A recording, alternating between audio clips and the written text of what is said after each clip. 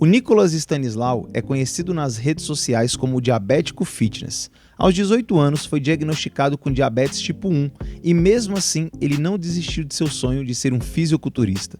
Nos últimos anos, Nicolas foi lapidando seu corpo e passou a ajudar outros diabéticos a entenderem a doença, superarem seus limites e correrem atrás de seus sonhos. Esse foi um papo que me deixou muito orgulhoso desse meu ex-aluno que se tornou uma pessoa incrível. Então, confere aí. Grande Nicolas, prazer enorme te receber aqui. Desde o momento que eu criei o quadradinho, que eu pensei nessa ideia, eu fiz uma lista de quem eu queria trocar uma ideia, pelo menos nesse início. E o seu nome foi um dos primeiros que apareceu lá na lista. Eu coloquei um caderninho, falei, cara, quem eu quero conversar? Nicolas. Falei, pô, o cara tem uma história legal para contar. E aí, é um prazer enorme te receber aqui hoje para conversar aí com a galera do Quadradinho Podcast. E muito obrigado pela presença. Eu que agradeço, fico honrado de estar participando aqui, de ser um convidado. Oh, valeu. Para quem não sabe, galera, Nicolas foi meu aluno lá no colégio, sou professor de geografia, o Nicolas foi meu aluno, era um ótimo aluno, viu? O menino era bom, era tranquilão na sala, né, Nicolas? Pois é, mas é o seguinte, por que eu te trouxe aqui, por que você foi um dos primeiros que apareceu na minha lista? Exatamente pelo que a gente consegue ver em você, essa sua transformação, você moldou o seu corpo, lapidou o seu corpo a partir de uma dificuldade. Você descobriu diabetes e a partir daí sua vida deve ter mudado bastante. Queria que você começasse contando pra gente como é que foi a questão da diabetes, como é que você descobriu, como é que foi o processo. Então fala um pouquinho pra gente aí sobre o processo de se descobrir diabético. Tá. Primeiro eu comecei emagrecendo muito, né? Eu já estava muito leve, né? Uhum. Eu perdi em torno de 15 quilos. Aí eu comecei a ter muita espinha, velho. Muito mesmo. E eu tava tomando um suplemento de vitamina que, assim, era só pra saúde mesmo, não treinava na época. Eu parei 1 ano total de treinar, de fazer tudo na vida. E aí começou a dar essas espinhas. Aí minha mãe achou estranho, começou a Você estava com quantos anos? Tava com 18. Então já era uma época que não era para estar aparecendo as espinhas, né? Pois é. Era espinhas em locais tipo costas, né? Espinhas grandes, né? Saquei. Então, aí minha mãe me levou numa dermato. Aí ela pediu um exame de sangue, pediu para ver como que ia ficar e tudo, né? Como é que eu tava. E ela acabou pedindo a hemoglobina glicada e a glicemia, né? Em jejum. E porque ela ouviu, né, que a gente já tinha emagrecido muito, tava comendo igual um do louco, né, tudo isso. Então ela acabou pedindo e deu lá aquela glicada enorme. Aí levei na endócrino. A gente ainda tinha esperança de ser tá só passando mal, assim, é só um quadro que pode ser reversível, né? Uhum. E do nada veio o diagnóstico, foi bem, sim, momento de luto mesmo, né? A gente imaginava que, ia ser uma vida limitada, né? Imaginava que eu, não ia conseguir realizar nada, não ia conseguir me tornar atleta, que era um sonho meu de muito pequeno, né? Eu sempre quis. Você já queria ser atleta do fisiculturismo? É mesmo? Depois a gente vai falar um pouquinho desse sonho, dessa realização. Pois é, e aí acabou que veio o diagnóstico e foi esse momento mesmo de um luto mesmo, né? E a gente realmente esperava que eu não poderia fazer nada, saca? Vocês não tinham nenhum conhecimento sobre diabetes até aquele momento? O único diabetes que a gente conhecia era o tipo 2, né? O diabetes mais comum no mundo, então era o que a gente esperava. Você vai ter que restringir demais a sua alimentação. Não vai poder fazer mais, assim... É porque a gente esperava que, o diabetes é uma doença de obeso, que comeu doce, né? Uma doença tardia, não é uma doença de gente jovem. Então, se está em gente jovem, é porque está dando alguma coisa de errado. Entendi. Então, assim, a falta de conhecimento sobre o diabetes tipo 1 era uma parada que, assim, determinou o nosso luto logo após o diagnóstico, sabe? Foi bem, assim... Eu sentia que era até os 50, eu tava ali já indo pro paletó de madeira, sabe? Você mora com seus pais? Moro com meus pais. E como é que foi para eles, assim? Como é que você percebeu eles? Você ficou mais assustado? Eles? Foi algo muito coletivo? Eu fiquei mais tranquilo, mas meus pais foi mais, assim, por eles que eu fiquei abalado mesmo, né? Porque Eles tinham aquela sensação de que, pô, Você ia morrer. Eu ia morrer, entendeu? Porque a minha glicemia também estava muito alta. Tava quanto? Ó, pra você ter uma noção, os normais, assim, as pessoas que eu conheço de diabetes tipo 1, né, que foram diagnosticadas, elas ficam ali em torno são diagnosticadas com algo em torno de 500 de glicemia, né? Não sei quanto foi sua esposa, você tem noção? Sei, a primeira eu não sei, vou perguntar pra minha esposa. Minha esposa é diabética também, tipo 1. Vamos falar um pouquinho dela, amor? Te amo, viu? Pois é. Ele é normalmente em torno de 500. A minha bateu 719. Então, é uma glicemia extremamente alta. Eu tava pertinho. O normal é quanto? O normal é 100. 100. Para pessoas não diabéticas é 100. Para pessoas não diabéticas é 100. Caraca, bateu 700. Eu bati 719. 7 vezes. Pois é. Entendeu? Então, assim, eu tava prestes a um coma, né? Então, essa é a consequência se você não... Glicemias altas e por um período muito longo gera a cetoacidose diabética, né? Que é entrar em coma. Então, estava bem perto disso. É mesmo? Minha glicada também já estava muito alta, né? Eu imagino que meu diagnóstico não foi tão tardio assim, né? Imagino que, assim, eu devo ter ficado com as glicemias altas em torno de alguns meses, mas não tanto. Pois é, quando é que você começou a sentir algum... Porque hoje você tem esse conhecimento de saber o que é um sintoma de hipoglicemia ou de hiperglicemia. Como é que você começou a sentir? Quando você puxa na memória, quando você começou? Pior que eu não sentia. Não sentia? Não tinha esse negócio, porque assim, eu não tinha restrições alimentares, então eu comia muito, muito mesmo. E a gente não achava que era alguma coisa diferente, porque antes, no ano seguinte, no ano anterior, né? Foi que ano que você descobriu? Isso, eu descobri em 2017. 17. Mas eu comecei a treinar mesmo, fazer musculação em 2015, 2016. Então é anterior. Então a musculação vem antes da diabetes. Isso. Ah, não sabia. Eu já treinava desde 2015, 2016. E em 2017 eu comecei a fazer cursinho.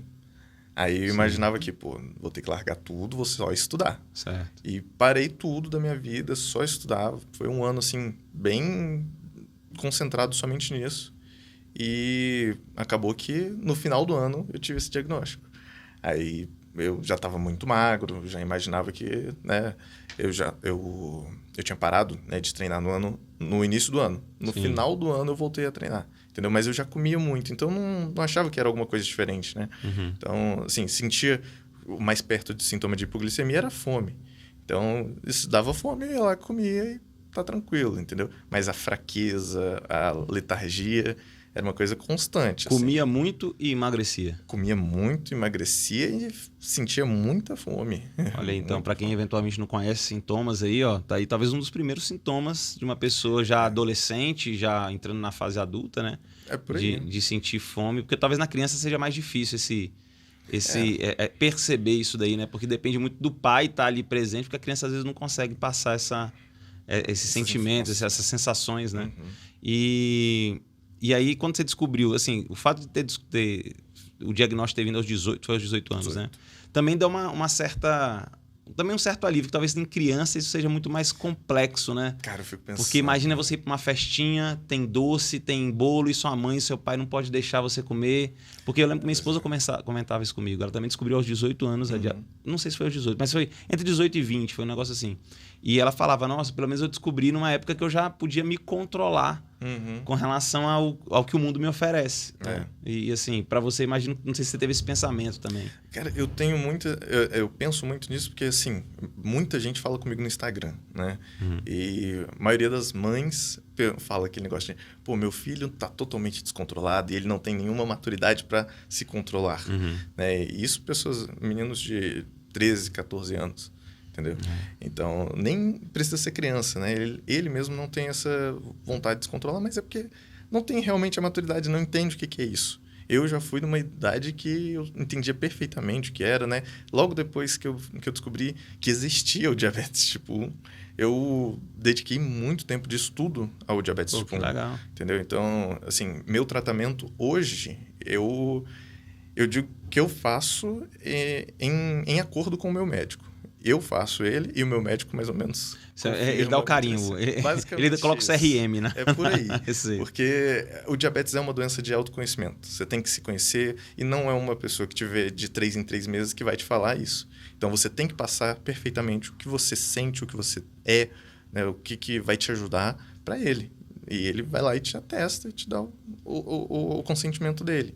Então, assim, eu estudei muito mesmo para poder fazer o meu tratamento ser excelente, entende? Assim, tanto que eu chego nos endócrinos hoje, né, no meu endócrino, inclusive, e ele fica surpreso, porque não é uma glicada de diabético, é uma glicada de uma pessoa comum. Você nem fala que eu sou diabético se você não souber que eu tenho, né? Se não via tatuagem, né? Não falar nada. Assim. E essa tatuagem é interessante. Mostra aí pra galera essa tatuagem aí, dá pra ver aí. Essa tatuagem é importante, né? Eu me lembro que a minha esposa comentou várias vezes de querer fazer uma tatuagem por segurança. Exato. Como é que funciona isso? Como é que é essa questão da segurança? A tatuagem ser uma segurança para vocês diabéticos? Pois é, esse aqui é uma tatuagem funcional, né? Que chamam, que é uma tatuagem que caso você sofra qualquer tipo de problema, né? Seja um desmaio, passa mal, alguma coisa assim, as pessoas vão poder te ajudar, né? Seja um profissional da saúde, ele vai saber o que ele pode te fazer, que tipo de medicamento ele pode te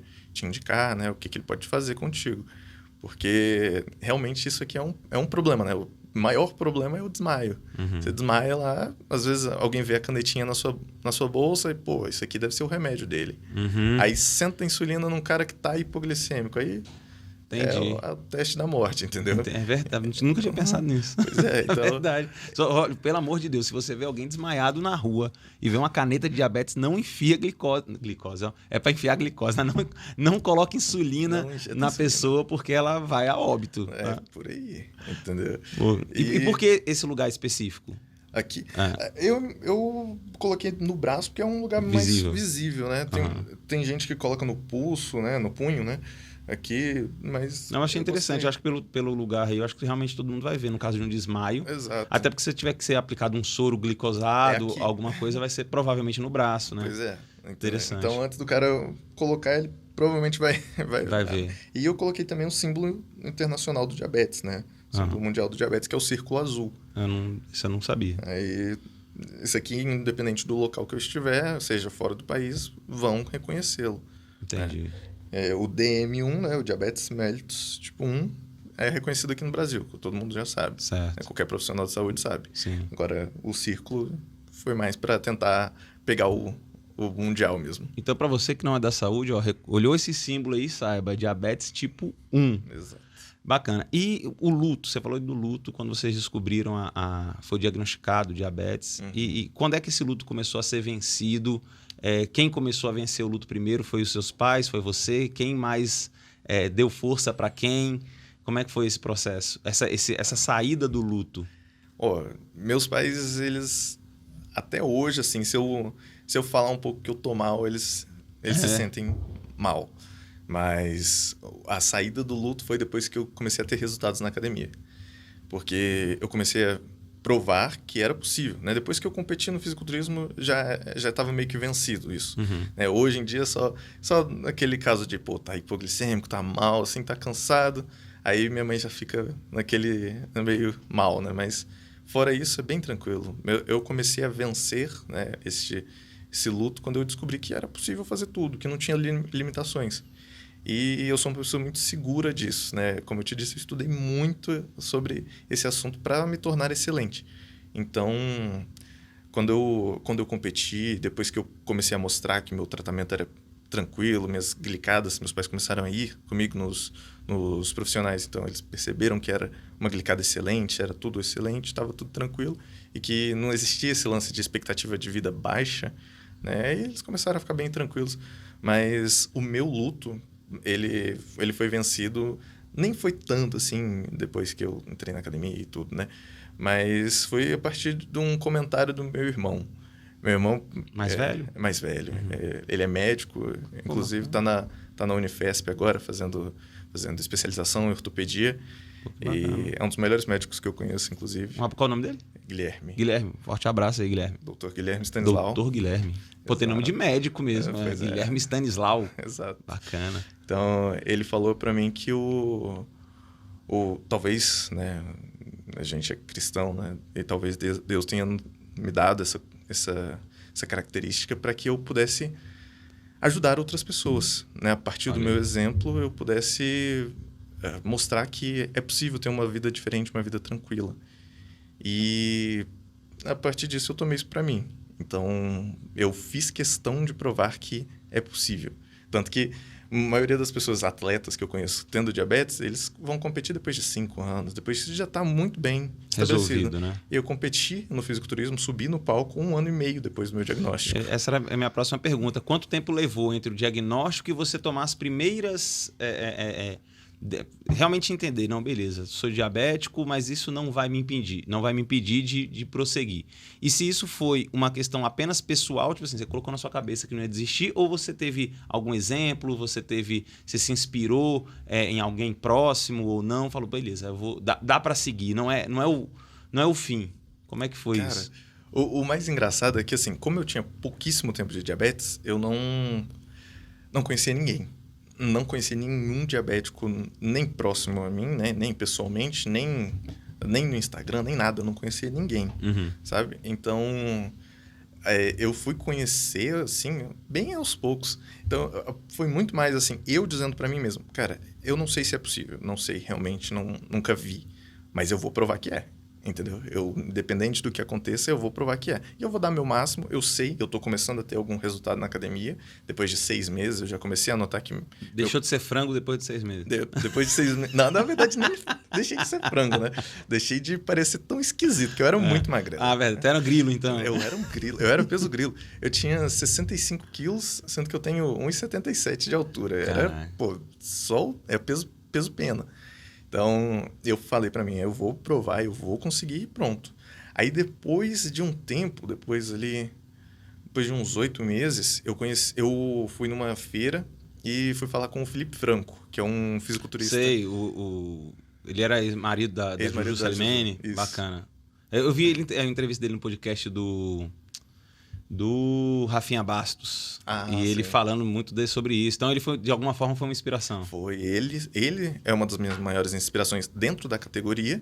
E eu falei com ele, né? Falei que eu era diabético, pedi até para ele apontar para tatuagem. Tinha acabado de fazer a tatuagem. Pô, que massa. Aí ele me deu um super apoio, conversou comigo lá e falou, cara, segue o Jason Poston, lá no Instagram. Aí eu fui lá seguir. E ele é diabético tipo 1. É um fisiculturista, né? Já de nível internacional. Profissional. Sim. E ele, shape excelente, físico excelente. E ele é diabético tipo 1. Aí eu comecei a seguir, eu falei, então é possível. Então, agora eu tenho mais certo ainda de que é possível. E eu queria provar que era. Então, eu fui até o fim... E conquistei, né? Deu certo. Não, deu super certo. Gente, se depois for possível, eu coloco aí umas fotos do Nicolas no início, quando ele descobriu, foi diagnosticado com diabetes e agora, né? Como você tá, você vai ver que é uma diferença absurda, cara. É muito legal te ver assim, te ver saudável, te ver bem, bonito, forte, é muito legal. Cara, parabéns. Obrigado. Mesmo. E quando é que começou o negócio do fisiculturismo? Porque assim, não é algo... tão comum no nosso país. Ou a gente vai jogar futebol ou vai fazer outra coisa, né? Fisiculturismo, acho que a academia ela envolve muito ali na adolescência, porque a galera quer ir na balada, quer pegar as menininhas e é assim que funciona. E para você não é, com certeza não é só isso. Se tornou um esporte, imagino que você queira viver disso em algum momento. Como é que surgiu essa ideia de, não, eu quero ser fisiculturista? Cara, ela surgiu assim desde criança. Desde criança eu sempre quis... Eu achava os desenhos, assim, né? Na TV que eu assistia, os caras mais legais que eu gostava era o Hulk. Já ia falar o Hulk, né? Era o Hulk, até o Johnny Bravo tava comentando. Eu achava bacana. Só os desenhos, assim, dos caras fortes, né? Eu não era a criança que queria ser o Homem Elástico, né? Eu era o menino que queria ser o Pedra lá, o Rocha. O Coisa, isso. Outro cara que eu achava muito bacana era o Capitão América, entendeu? Então, assim, eu sempre quis me aproximar desse tipo de físico e tudo. Então, assim, depois ali que eu criei uma certa maturidade ali perto dos 13 anos, que eu já comecei a conhecer o fisiculturismo, comecei a querer treinar, né? Meus pais só me permitiram depois dos 16 ali, porque... realmente tinham medo da questão da altura, essas coisas. Hoje a gente sabe que não precisa tanto. Não tem? Né? Um adolescente com quantos anos pode começar a treinar? Uma criança pode. É mesmo? Assim, hoje já é comprovado que a musculação para crianças auxilia no crescimento, no desenvolvimento, entendeu? Então, assim, não é questão de limitar a altura. É uma questão de você ter um personal, alguém que te passe algo mais próprio para a sua idade. É difícil também, né? Aqui no Brasil isso é muito difícil. Mas se você vê assim nas escolas nos Estados Unidos, a educação física não é um futebol. A educação física é bora levantar um peso, bora ali fazer exercício de crossfit, que aqui é moda. Agora tá na moda. Agora é moda. Lá é uma coisa habitual. Eles levantam peso lá, eles fazem exercícios de musculação dentro da educação física. Entendeu? Hoje, aqui no Brasil, a gente tem aquele negócio de... apresenta a ficha escrita da academia que você vai... Na escola você fazia educação física ou você apresentava a ficha? Eu gostava muito de educação física, então era de tarde. Aí sim, eu já era ficava... contraturno, né? Eu ia. Tá certo. Você ia jogar bola. Mas tava doido para ter um halteres para você levantar. Se tivesse, ia ser maravilhoso. Aí eu apresentava a minha ficha da academia e fazia educação física, né? Gostava demais. Mas aí começou a ter essa vontade, né? Aí eu pensava que eu só ia competir depois dos 30 e poucos, assim, que é quando os caras ficam com um físico excelente, né? É mesmo? A faixa etária da galera top é na casa dos 30? É por aí. O Mr. Olympia, o Phil Heath, né? O ex-Mr. Olympia, ele foi considerado, assim, o The Gift, né? O presente, assim, né? O cara... Porque ele era muito novo. Foi um dos mais novos. Ele tinha, se não me engano, 36, alguma coisa assim. É interessante que na maioria dos esportes ali, a faixa dos 20 anos é o 30 anos ali é o auge mesmo, mas a partir dos 30 começa meio que o declínio... A pessoa começa a sair, se aposentar. Exatamente. Né? E no fisiculturismo é o contrário. No fisiculturismo é o contrário. Mas também por começar mais tarde ou não? Isso independente. Começa-se muito cedo, mas vai ter o auge. É uma questão de maturidade mesmo. Né? Seu físico, ele só se amadurece depois de uma certa idade. Então, tô com um físico maduro aí. Tá Madurinho. tá maduro. Maduro pra estar quase podre. Mas é isso, entendeu? Então, vem até aquele pensamento que as pessoas... entendem que a musculação é uma parada de meses. Não, é uma parada de filosofia de vida. Você tem que seguir aquilo ali por muito tempo para que você se torne excelente. Não vai ser coisa de 3 meses que você vai ficar com um físico legal. Você vai demorar um tempinho. Então, assim, os caras que competem, assim, que são muito bons nisso, né, são excelentes, é na faixa dos 30. Entendeu? Entendi. Então, basicamente isso. Aí, então, eu pensava que isso só seria ali. Mas aí veio o diabetes, eu falei, cara, vai ser agora e pronto. Eu descobri que existiam categorias mais para estreantes, né? Categorias amadoras e tudo. Então, aí eu fui aprendendo e foi essa, entendeu? Foi uma questão mesmo de ser apaixonado pelos desenhos dos caras fortes. Que legal. E queria me aproximar a eles. E hoje a sua preparação física, para chegar no nível que você está hoje, está com quantos quilos? 90 e pouco. Fraco, eu peso 100 quilos, cara. Não aguenta nada comigo. Quando é que você começou, aliás, o treinamento, buscar aí essa forma física que você tem hoje? Você começou por conta própria, foi em casa, pegou umas latas de tinta, encheu de cimento, colocou uma barra no meio e começou? Ou você procurou inicialmente um profissional de educação física, foi para uma academia top de linha? Como é que funcionou como é que foi o seu processo? Eu comecei... A minha primeira academia foi uma academia da minha rua. Era uma academia bem, assim, pequenininha, né? Simplesinha.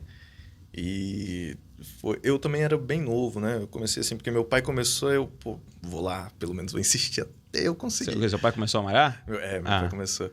Aí eu fui com ele. Sim. Aí era uma academia bem simplesinha. 15 anos, né, que você tá falando? Por aí, Tá. E continuei indo, toda a academia faliu. Aí eu saí. Eu fui meio que obrigado a sair. Certo. Aí depois eu fui pra academia de rede, né? Não sei se pode falar o nome. Pode, vai falar o nome de todo mundo. Na Smart Fit, Opa, patrocina nós aí, Smart Fit. Se pudesse, maravilha. Patrocina o Nicolas também aí, ó, o shape do cara. Aí fui pra lá e estava lá, né, até o início da pandemia, mas sempre lá.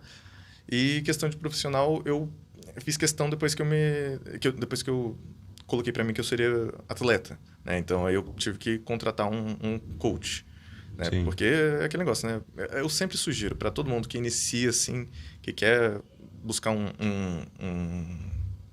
desenvolvimento mais rápido, um desenvolvimento direcionado, você precisa ter um profissional que te ajude, né? Então, principalmente para a área do fisiculturismo, você precisa ter alguém, porque não é só ficar musculoso.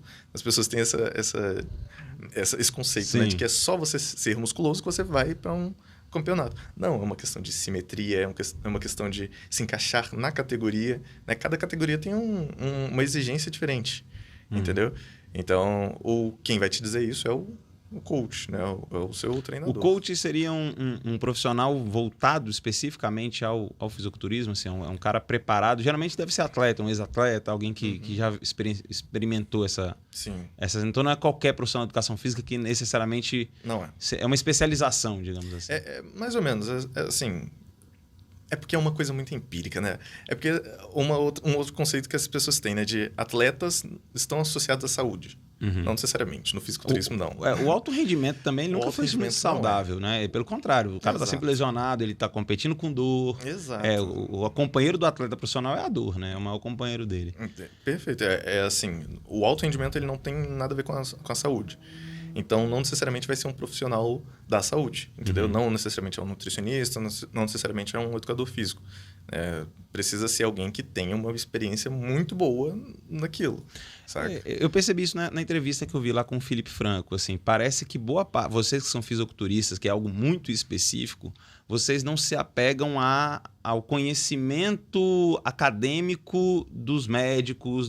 Vocês vivenciam e trocam experiências entre si e vão aprendendo muito nisso, né? Eu vejo o Felipe Franco falando, hoje ele até tem cursos, né, que ele vende pela internet e tal, falando que são os anos de experiência dele dentro de um pacote que ele está te passando, porque é muito erro, acerto, testa em mim, vê se funciona, e aí vai chegando no que você quer. Exato, é uma coisa muito empírica. Porque assim, é aquele negócio, né, o fisiculturismo é uma coisa muito nova. Principalmente aqui no Brasil. No Brasil. É muito novo, assim, de você não ter muitos estudos sobre tudo que está relacionado a ele. Então, é muito uma coisa de eu sei, eu testei, deu certo em mim, pô, testa, vamos ver se dá certo em você, sacou? Então, às vezes é mais ou menos isso. Sem contar que nos estágios mais avançados do fisiculturismo, na fase de preparação, assim, muito próximo à competição, né, no pré-contest, tem uma questão de desidratação, de qual tipo de carb up que você vai fazer. E igual luta, você tem que bater o peso, essas coisas? Algumas categorias têm. Algumas categorias têm isso. Né? Mas, assim, é uma questão muito empírica. Então, às vezes não é tanto de um nutricionista ir lá te passar, pô, você vai comer isso, entendeu? É mais uma questão de você já testou em você, deu certo, então continua. Deu errado? Vamos trocar estratégia. A desidratação, entendeu? Então deixa eu ver se eu consigo perceber. Eu vi as suas fotos na sua primeira competição, eu vi que você estava bem seco mesmo. Então isso é a desidratação para definição do músculo naquele momento. Porque eu vejo que todo fisiculturista depois, mas pega o Arnold Schwarzenegger, por exemplo, você vê ele no dia a dia, malhando na academia, o cara é muito inchado, ele é muito, sei lá, o cara é meio rolição.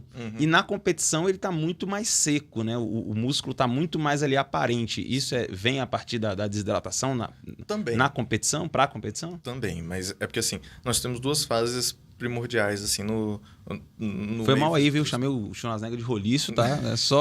Foi só o que veio à minha cabeça. Foi mal aí, que eu sei que o cara é o deus da parada aí. Mas a gente fica roliço mesmo. Em Ufa. Em alguma fase da vida você tem que ficar roliço. Eu não queria bodybuilders atrás de mim aí, não. Pode de Deus. Eu falo lá no Instagram, eu falo direto que eu tenho shape de baiacu, né? É o shape de baiacu e você contrai, né? Nessa. Mas assim, a gente tem duas fases, né? Que é o bulking e o cutting. O bulking é a fase que a gente usa para ganhar muita massa, crescer. A gente não se preocupa tanto com o ganho de gordura. Então, acaba que você fica retido um pouquinho. Né? Você fica bem inchado e tudo, mas também vem gordura. Entendeu? Lógico que você não passa muito do percentual ali bacana, né? Mas, porque depois você vai ter que perder. Então, você não passa muito, mas você ganha muita massa, entendeu? Então, no período de cutting, é a hora que você vai perder tudo isso, que você vai perder gordura, vai tentar tirar um pouco de água. Mas vai conservar o músculo. Para conservar o músculo, conservando o músculo. Mas próximo à competição é aquele momento que você faz aquela jogadinha final, que a desidratação é mais para a pele grudar no músculo, entendeu? E a gente fica com aquela retençãozinha, que aí fica bem inchadinho, entendeu? Aí a pele, quando gruda no músculo, que é o ideal, entendeu? Quanto mais seco, assim, de ter pele, músculo e definição, né? Porque também não adianta o cara ser pele e músculo e não tem músculo suficiente para dar uma definição legal. Entendi. Então, a questão de desidratação é bem complexo. Tem coisa que funciona para uma pessoa, tem coisa que não funciona. Isso é realmente bem empírico mesmo. Entendi. Você participou já de quantas competições? As outras que eu ia competir... Canceladas. Foram canceladas. Então, você participou oficialmente de uma. Oficialmente de uma. Aí vem uma questão minha, pode parecer totalmente, não conheço nada desse universo, mas me parece que às vezes o julgamento do atleta fisiculturista, lá na hora que você está em cima do palco, ele é muito subjetivo e aí às vezes tornando a coisa meio injusta, porque você fala um pouco de simetria. Não é quem é maior, né? Tem uma questão de simetria, tem uma questão... E como é que alguém julga se algo é simétrico? Imagino que ninguém vai com a régua lá e meça o tamanho do peitoral direito e do peitoral esquerdo. Então, como é que é feita essa questão de mensuração de quem é mais simétrico, quem está mais forte, quem está mais belo? Que eu não sei se a beleza entra até com um monte de homem feio pra caramba. Na minha categoria tem questão... A sua namorada concorda, né? Na minha categoria tem questão de aparência... É mesmo? Então tu vai perder tudo. Né? Pois é, por isso que eu falo que eu não estou na categoria certa. Mas tem... Realmente, é um pouco subjetivo, mas uma coisa que, assim, é o que as pessoas não veem muito, que é o pré, né? Antes subir no palco. Não, antes do show, existe uma pesagem e existe uma amostragem, né? Que os atletas sobem no palco, uma amostragem, né? Que os atletas sobem todos no palco e os árbitros vão olhar, entendeu? Então, não é só aquele momento que eles chegam lá e fazem aquele show, entendeu? Tudo já está anotado, já está vendo, já fizeram uma pré-avaliação, entendeu? Tem sempre uma pré-avaliação antes da avaliação final, que é aquele show lá que todo mundo vê, que é o espetáculo, entendeu? Então rola uma avaliação anterior e é uma avaliação mais próxima de você, mais mensurável. Não necessariamente mais próxima, realmente rola esse grau de subjetividade, né? Mas é aquele negócio, se você tem que aparecer perfeito naquela estética, entendeu? Você tem que estar ali dentro, mesmo que distante, você tem que, numa visão geral, você tem que estar melhor do que o seu oponente do lado. É uma competição de pares? Como é que é? Entra todo mundo e olha todo mundo e vê quem é melhor? Assim, é eliminatória, mata-mata. Você contra uma pessoa, sai o melhor, e o melhor continua, o pior sai e vai seguindo. Como é que funciona a dinâmica? Todo mundo, mais ou menos isso, né? Você entra todo mundo e tem categorias que tem apresentação individual, tem algumas outras que tem umas diferenças, mas o padrão entra todo mundo e vão fazendo as trocas, vão alternando os locais. Por exemplo, um cara que eu quero fazer a avaliação, que eu estou em dúvida se ele vai ser o primeiro ou, né, segundo, terceiro, sei lá, eu coloco ele perto do segundo. Aí, entendeu? Aí vou colocando assim pro meio. Normalmente os que vão pro meio são os que vão ocupar as primeiras posições. Certo. Aí você vai colocando. Então tu tá na ponta, tu já veio toda na merda. É por aí. É mesmo? Eu vi que tu tava no meio nas fotos que você postou. Sim, você tava no meio. Eu fiquei sempre no meio, uma coisa que eu pequei muito, mas a minha foi questão final de preparação, né? Como era a minha primeira, eu não tinha nem ideia de como eu ia reagir, porque eu ainda tinha uma questão de usar insulina. Então... Boa coisa pra gente perguntar. Como é que era isso durante a apresentação? A hipoglicemia, a hiperglicemia, como é que funcionava? Eu tive esse pensamento. Eu falei, velho, eu vou ficar ali no palco pelo menos um tempinho. Se eu der hipoglicemia, eu não vou... Não vai ser legal, né? Porque eu não posso sair. Doce até morrer, que eu já chego lá com hiperglicemia, pronto. Aí o que rola? Logo antes a gente tem que fazer o carb up, né? Que é a hora que a gente come muito carboidrato e tudo. E eu fiz isso e falei, meus cálculos aqui de contagem de insulina, né? Contagem de carboidratos, eu vou deixar um pouquinho acima. Eu tenho que ficar um pouquinho acima, porque se eu ficar ali limítrofe, eu não sei quanto tempo que eu vou passar no palco, eu não sei se... sei lá, a luz do palco vai me esquentar, eu vou ter hipoglicemia, não sei se eu vou gastar muita energia ali em cima. Então, vou deixar ele mais alto. Aí deixei, tanto que eu tenho até uma foto no Instagram que eu tô ali mostrando um sensorzinho, sabe? O Libre. Isso. Minha esposa tá usando agora. Tá usando? Bacana demais. Aí eu mostrando lá, acho que tava 158, 150 e alguma coisa. Não é o ideal alto, mas tá ali tranquilo para não ter nenhum tipo de problema, entendeu? Então... eu pensei bem nisso, pensei muito. Nossa, Isso é um limitante? Você chegou a pensar nisso como um limitante? Assim, não vou conseguir por causa disso, competir? Porque eu imagino que tudo que você faz na sua vida hoje, ela tem que ser pensada junto com a sua hipoglicemia, né? Junto com a sua diabetes. Minha esposa é essa, por exemplo, minha esposa está grávida, nosso segundo filho. Então, assim, tudo é pensado. Como é que vai estar a glicemia, porque agora também ela já não pode comer um monte de coisa por estar grávida, a glicemia não pode subir muito porque isso afeta o bebê, também, né? Tudo isso. Então, como é que você mensura isso, ainda mais uma competição que você deve estar ansioso, no caso que você participou apenas de uma, foi a sua primeira, imagino que você queria, né, fazer o melhor possível ali, se possível vencer a competição. Como é que foi mensurar tudo isso aí para conseguir os resultados que você atingiu? Então, eu falo para todo mundo assim que o diabetes não é uma condição mais para mim. Não é uma coisa que eu encaro como uma doença. Eu sinto que ele faz parte de mim e pronto. É uma condição. Assim, não digo que seja uma condição assim no sentido de me condicionar a fazer as coisas, entendeu? É uma característica. Sim. Entendeu? Existem pessoas de todos os tipos. Então, eu falo que do mesmo jeito que eu tive meus fatores a mais para pensar, né, que eram questões glicêmicas, né? Os outros também tinham. Então, eu não digo que para mim foi mais difícil estar lá. Imagino que as outras pessoas tenham passado por várias outras coisas também, entendeu? Então, eu pensava mais no... Assim, tenho que cumprir, sacou? Não era muito me colocando para baixo, né? De falando, pô, eu vou fazer qualquer coisa que eu não consigo e diabetes está me atrapalhando, entendeu? Eu fazia o máximo. E questão de hipoglicemia é realmente um fator que atrapalha. Eu tenho que pensar em muitos outros fatores. Querendo ou não, às vezes a gente encara como muitos a mais, porque uma pessoa que vai treinar, ela só pensa em vou comer, vou dirigir até a academia, vou treinar. Eu penso em tenho que levar meu aparelho de medição de glicose, tenho que levar um carbogel, um açúcar, alguma coisa assim. Tenho que estar com a glicemia naquela meta e tenho que fazer meu treino, tenho que dirigir, tenho que pensar em não morrer também, entendeu? Então, é um fator... Pensar em não morrer. Exatamente. Então, assim, são alguns fatores que às vezes se tornam a mais, mas eu tento não pensar nisso, entendeu? Eu tento pensar que é uma coisinha que, do mesmo jeito que eu tenho a minha, outros vão ter a deles, entendeu?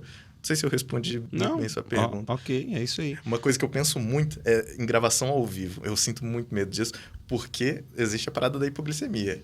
E a gente não sente perfeitamente na hora que vem. Aí você começa a falar umas merda. Eu fico falando com a minha esposa isso, às vezes. Assim, gente, quem não é diabético, é muito difícil você entender pelo que o diabético passa. Porque assim, nós não temos essas sensações. Eu acho que todo mundo alguma vez já teve uma sensação de hipoglicemia. Eu já fiquei doente e quase desmaiei tirando sangue. Eu cheguei no hospital passando muito mal, na hora de tirar sangue eu quase desmaiei.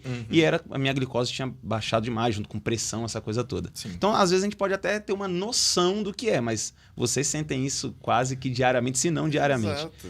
E assim, tem hora que eu fico indignado com a minha esposa. Por exemplo, no meio da madrugada, 4 da manhã, ela me acorda assim, traz um suco pra mim. Que uma coisa que ajuda muito é um suco com bastante açúcar, né? Aí eu fico assim, porra, mas não podia ter acordado um pouco mais cedo. Porque assim, ó, 4 da manhã ela acorda, suando assim, bicas. Traz um suco pra mim. Não consegue falar direito. Aí vai ver a glicemia 50.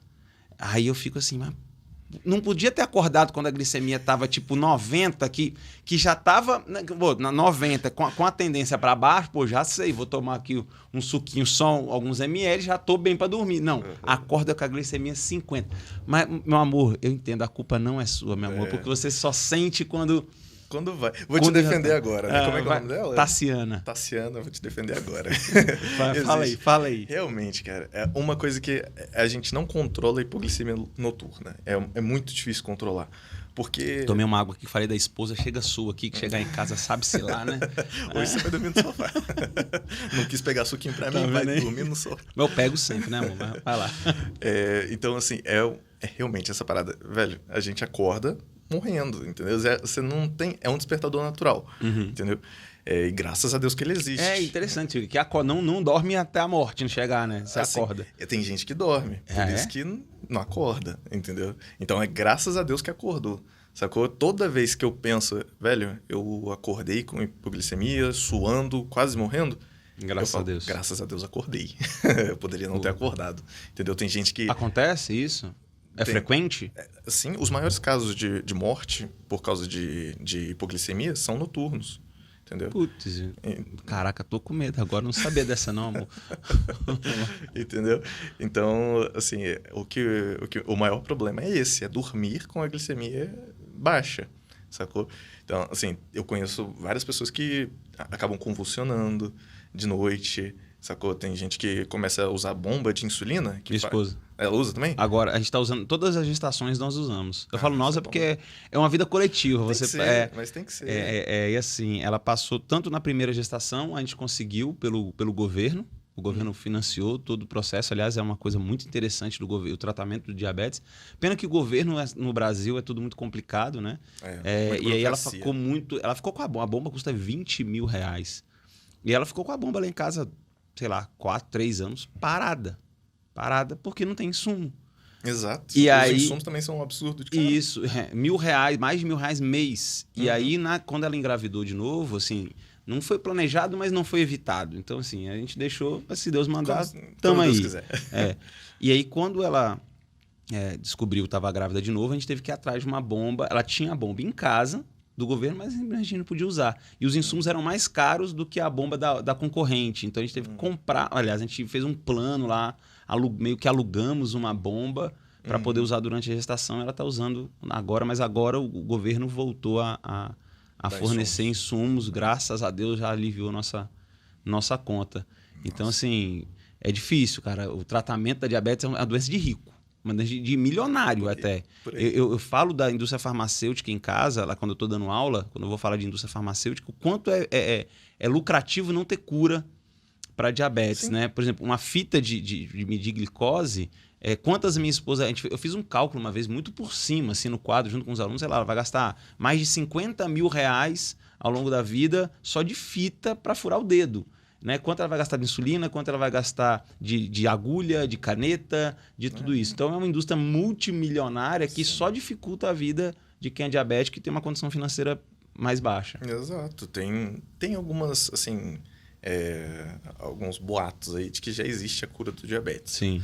Mas a gente imagina que ninguém fale sobre isso porque é uma doença extremamente lucrativa. Né? Assim, igual câncer, né? São duas doenças que... São doenças que você vai ter para a vida toda, você vai ser obrigado a tratar, porque senão... E tem tratamento. O tratamento, e é um tratamento extremamente caro. Se fosse um tratamento assim, um medicamentozinho por mês, tá tranquilo. Se fosse de pressão alta, por exemplo, né? Que você toma um comprimido, teoricamente tá tranquilo. Pois não, igual eu tô aqui com a minha bolsinha, eu carrego cheia de coisa. É glicosímetro, é insulina basal, insulina ultra rápida, tem que ter lanceta, tem que ter os suportes, né, caso alguma coisa acabe, então é muita coisa, entendeu? Então a gente fica realmente refém desses gastos, né? Agora, existe a possibilidade de pegar gratuitamente no governo, só que aí é uma burocracia enorme, né? Além de ser burocracia, durante muito tempo o que eles ofereciam era da pior qualidade. Quando você é diagnosticado com diabetes no posto, você pega... Minha esposa fala muito disso. Você pega a pior insulina que tem, não tem a ultra rápida, pelo menos no momento que minha esposa foi diagnosticada há muitos anos atrás. Hoje não sei como está, eu acho que ela também não deve saber muito, porque a gente consegue os insumos... Hoje até que ela voltou a conseguir recentemente, né? Mas eu não sei, então, o governo não sei como está nesse atual momento. Eu fiz recentemente eu digo há 3 anos, né? E eles só davam a insulina, que é a insulina rápida, né? NPH e a regular. Certo. E as outras, eles só começavam a te fornecer se não desse certo o tratamento com a regular e a NPH. Então, você tinha que chegar a situações de quase morte, tinha que provar que não... Entendeu? Para que eles eles pudessem fornecer, sacou? Então, é muito problemático, assim. Não é uma coisa fácil. Porque se fosse fácil, pelo menos você ia entender.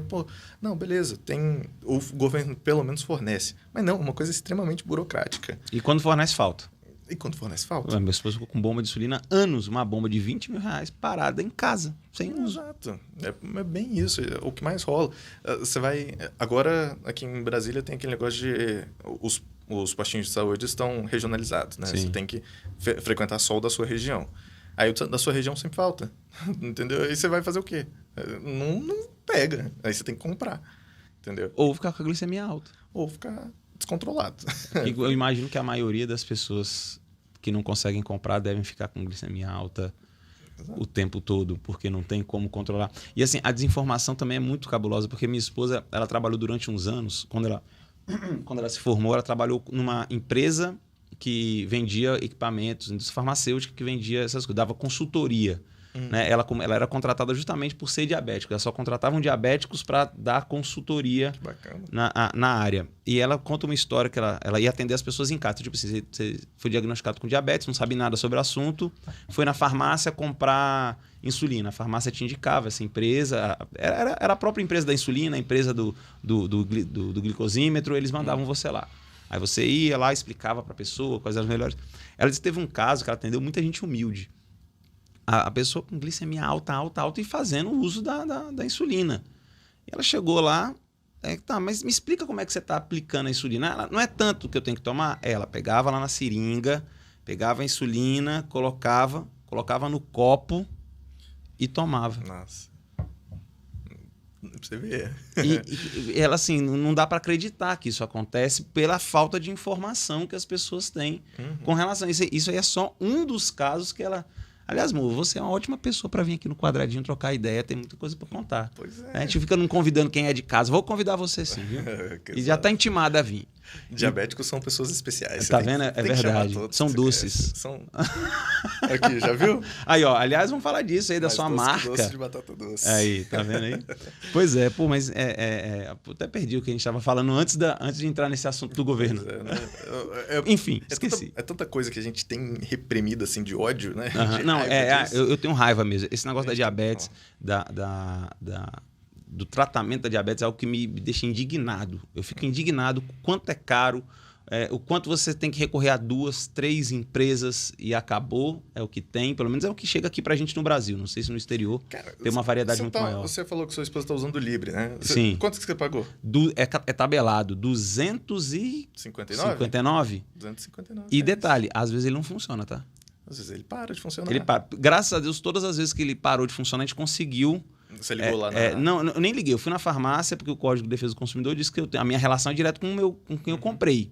E o da minha esposa, na verdade, as 2 vezes não funcionou. Ela colocou no braço, que ela coloca enquanto o outro ainda está funcionando, né? São 14 dias, né? Então, tipo, tá faltando 2 dias para o outro parar. Eu acho que cola. Eu não lembro. Tem um negócio aí que ela coloca, acho que um pouco antes, eu não tenho certeza. E aí não funcionou. Não lia. Peguei a caixa, fui na farmácia e falei, não tá funcionando. Aí na primeira vez na farmácia eles quiseram, não, tem que ligar no 0800, não sei o quê. Eu falei, olha, eu não comprei no 0800. Eu comprei aqui. Tô com a nota, tinha comprado tipo de manhã, de noite eu voltei lá. Aí eles tiveram que trocar. Aí a gente vai ligar. Eu falei, olha, ou vocês vão trocar, ou a gente vai arrumar a gente vai ter um problema. Aí a pessoa, assim, gente, problema legal, tá? Aí eu não vou quebrar a farmácia, não. Eu não vou tacar esse livro na tua cara, né? Eu não vou colocar insulina em você. Eu vou te furar com a caneta de insulina. E aí a farmacêutica lá foi muito educada. Não, tudo bem, senhor. E assim, minha esposa grávida. Falei, não, tudo bem, vou trocar. E aí meio que acabou virando rotina, assim, deu problema, eu vou lá. E ela troca, imagino que ela entra em contato depois com a empresa e resolve. Mas a gente fica refém. O Libre é o único que funciona. No Brasil, não sei se no exterior tem. Existe? E melhores.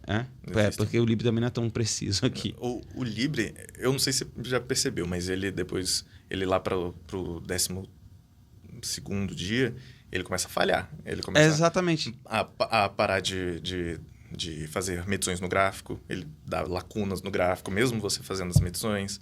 Ele dá uns belos. E aí, já que tu tá falando, eu vou falar que eu fico puto com esse negócio. Assim, ele tem essa limitação, mas tem uma coisa que eu não entendo. E aí, se um representante do Libre quiser vir aqui falar e defender, está aberto aqui a receber todas as pessoas.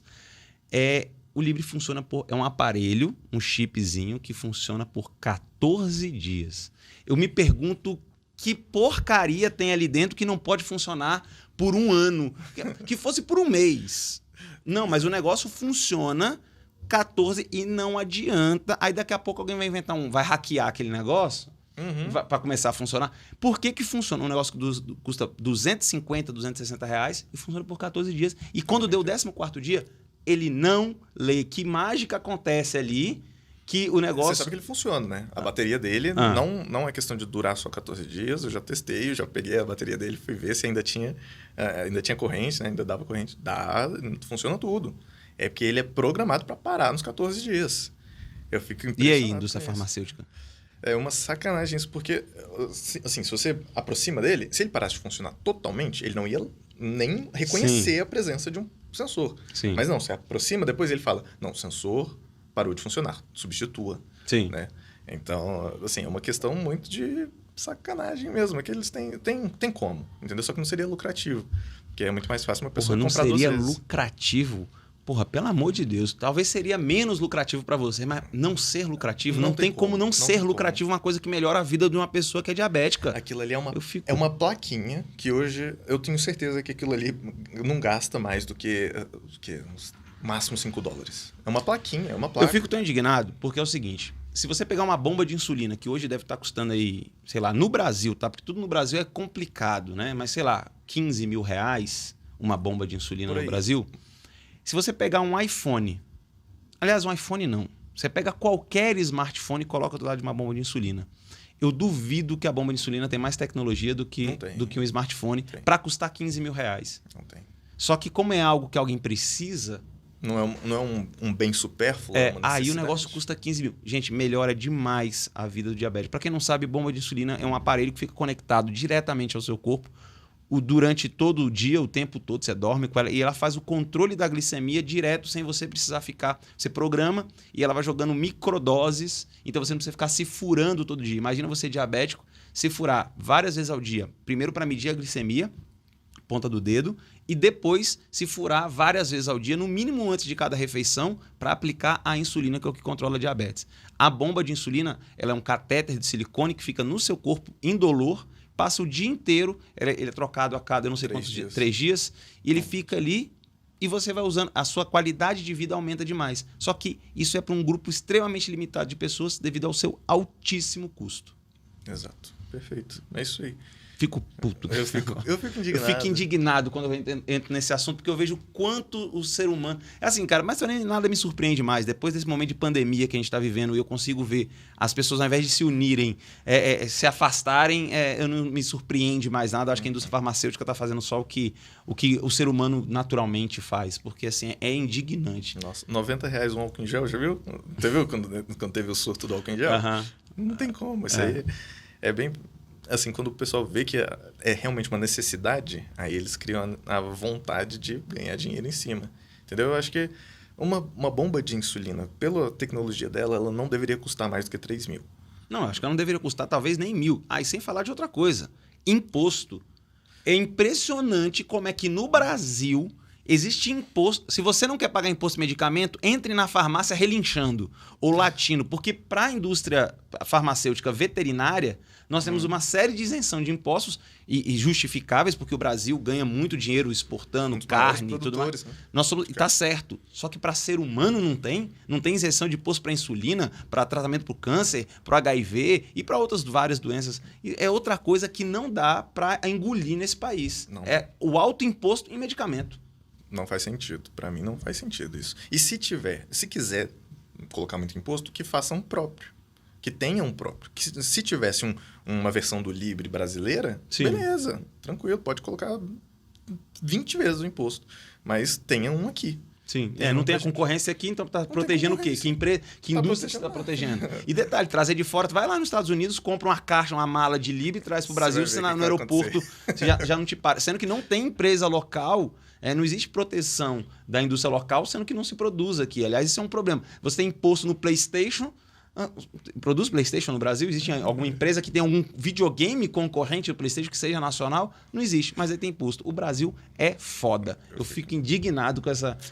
Com toda essa... Já estamos fugindo do assunto da diabetes, mas tudo bem. Já vamos voltar para ele. É uma pauta assim, que não é interessante para os governantes. Porque, sei lá, acho que 1/4 dos diabéticos do planeta são tipo 1. Então, não é nem uma questão rentável para eles falar de diabetes tipo 1, entendeu? Tanto que você conhece, sabe bem diabetes porque sua esposa é. Sim, mas senão não saberia nada mesmo. Isso é muito pouco. Ninguém sabe. É muito difícil você conhecer. E a gente, assim, nós diabéticos, né? Existe um grupo, assim, de diabéticos. Vocês se acolhem, unido, né? A gente se acolhe muito. E a gente faz questão de falar que nós somos, faço questão de aplicar insulina em público, faço questão de falar para todo mundo que eu sou diabético, mostro minha tatuagem em tudo quanto é lugar. Porque é aquele negócio de você não é reconhecido. Ninguém entende o que é.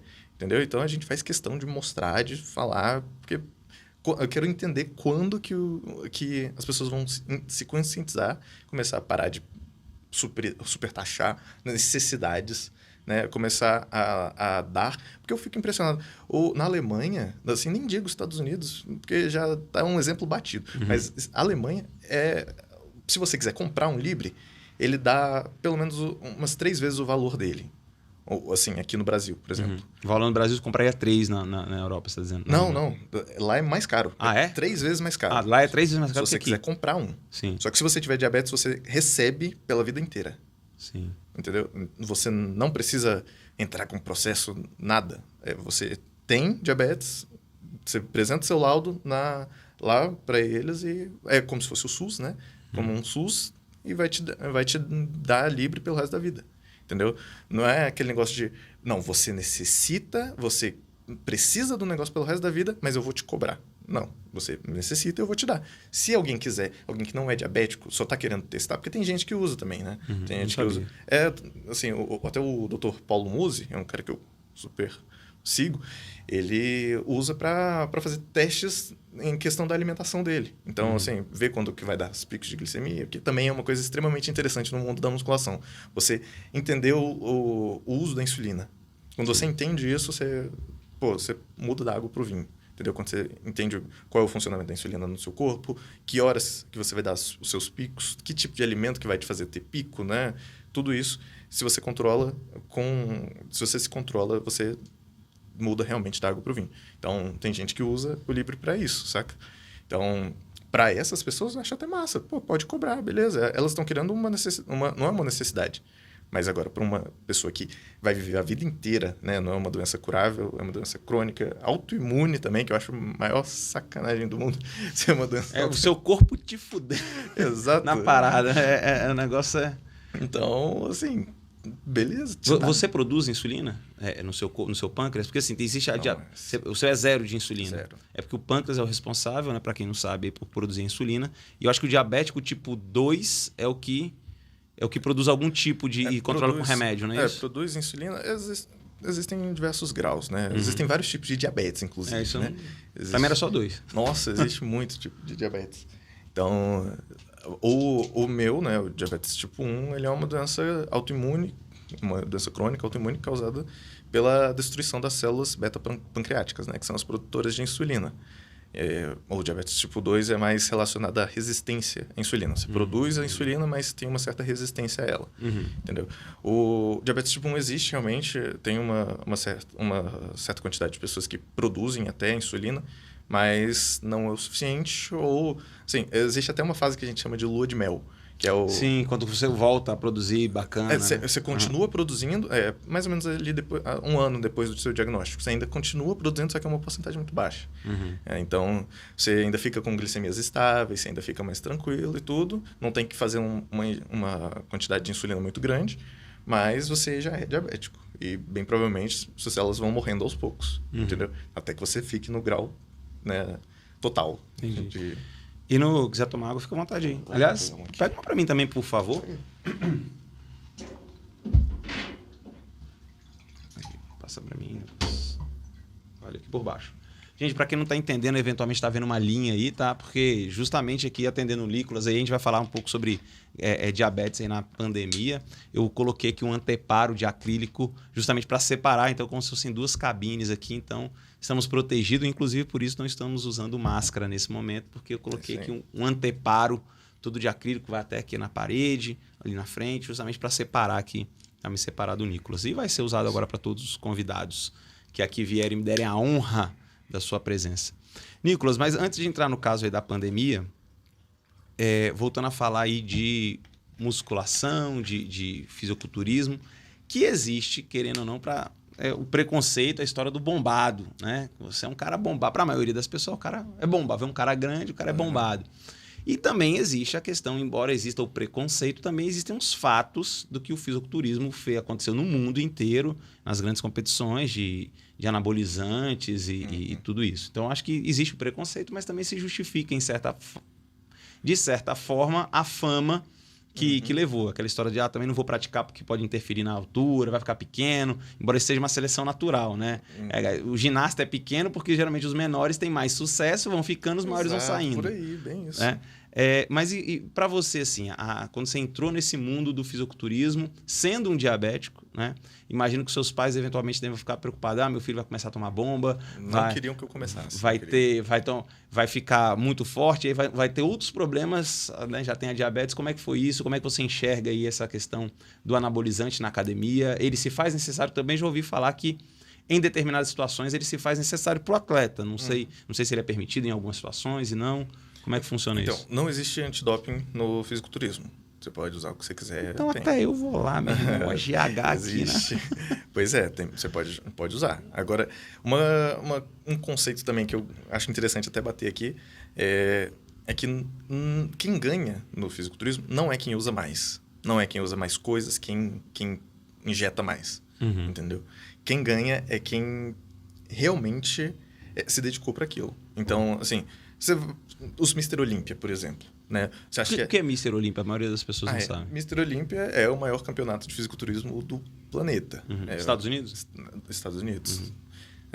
E o maior de todos é o Schwarzenegger. Assim, ele é considerado o melhor Mr. Olímpia que já teve. Então, o Schwarzenegger ele é considerado o pai do fisiculturismo. Né? Ele é considerado o nosso mestre, porque ele realmente foi um cara fora da curva.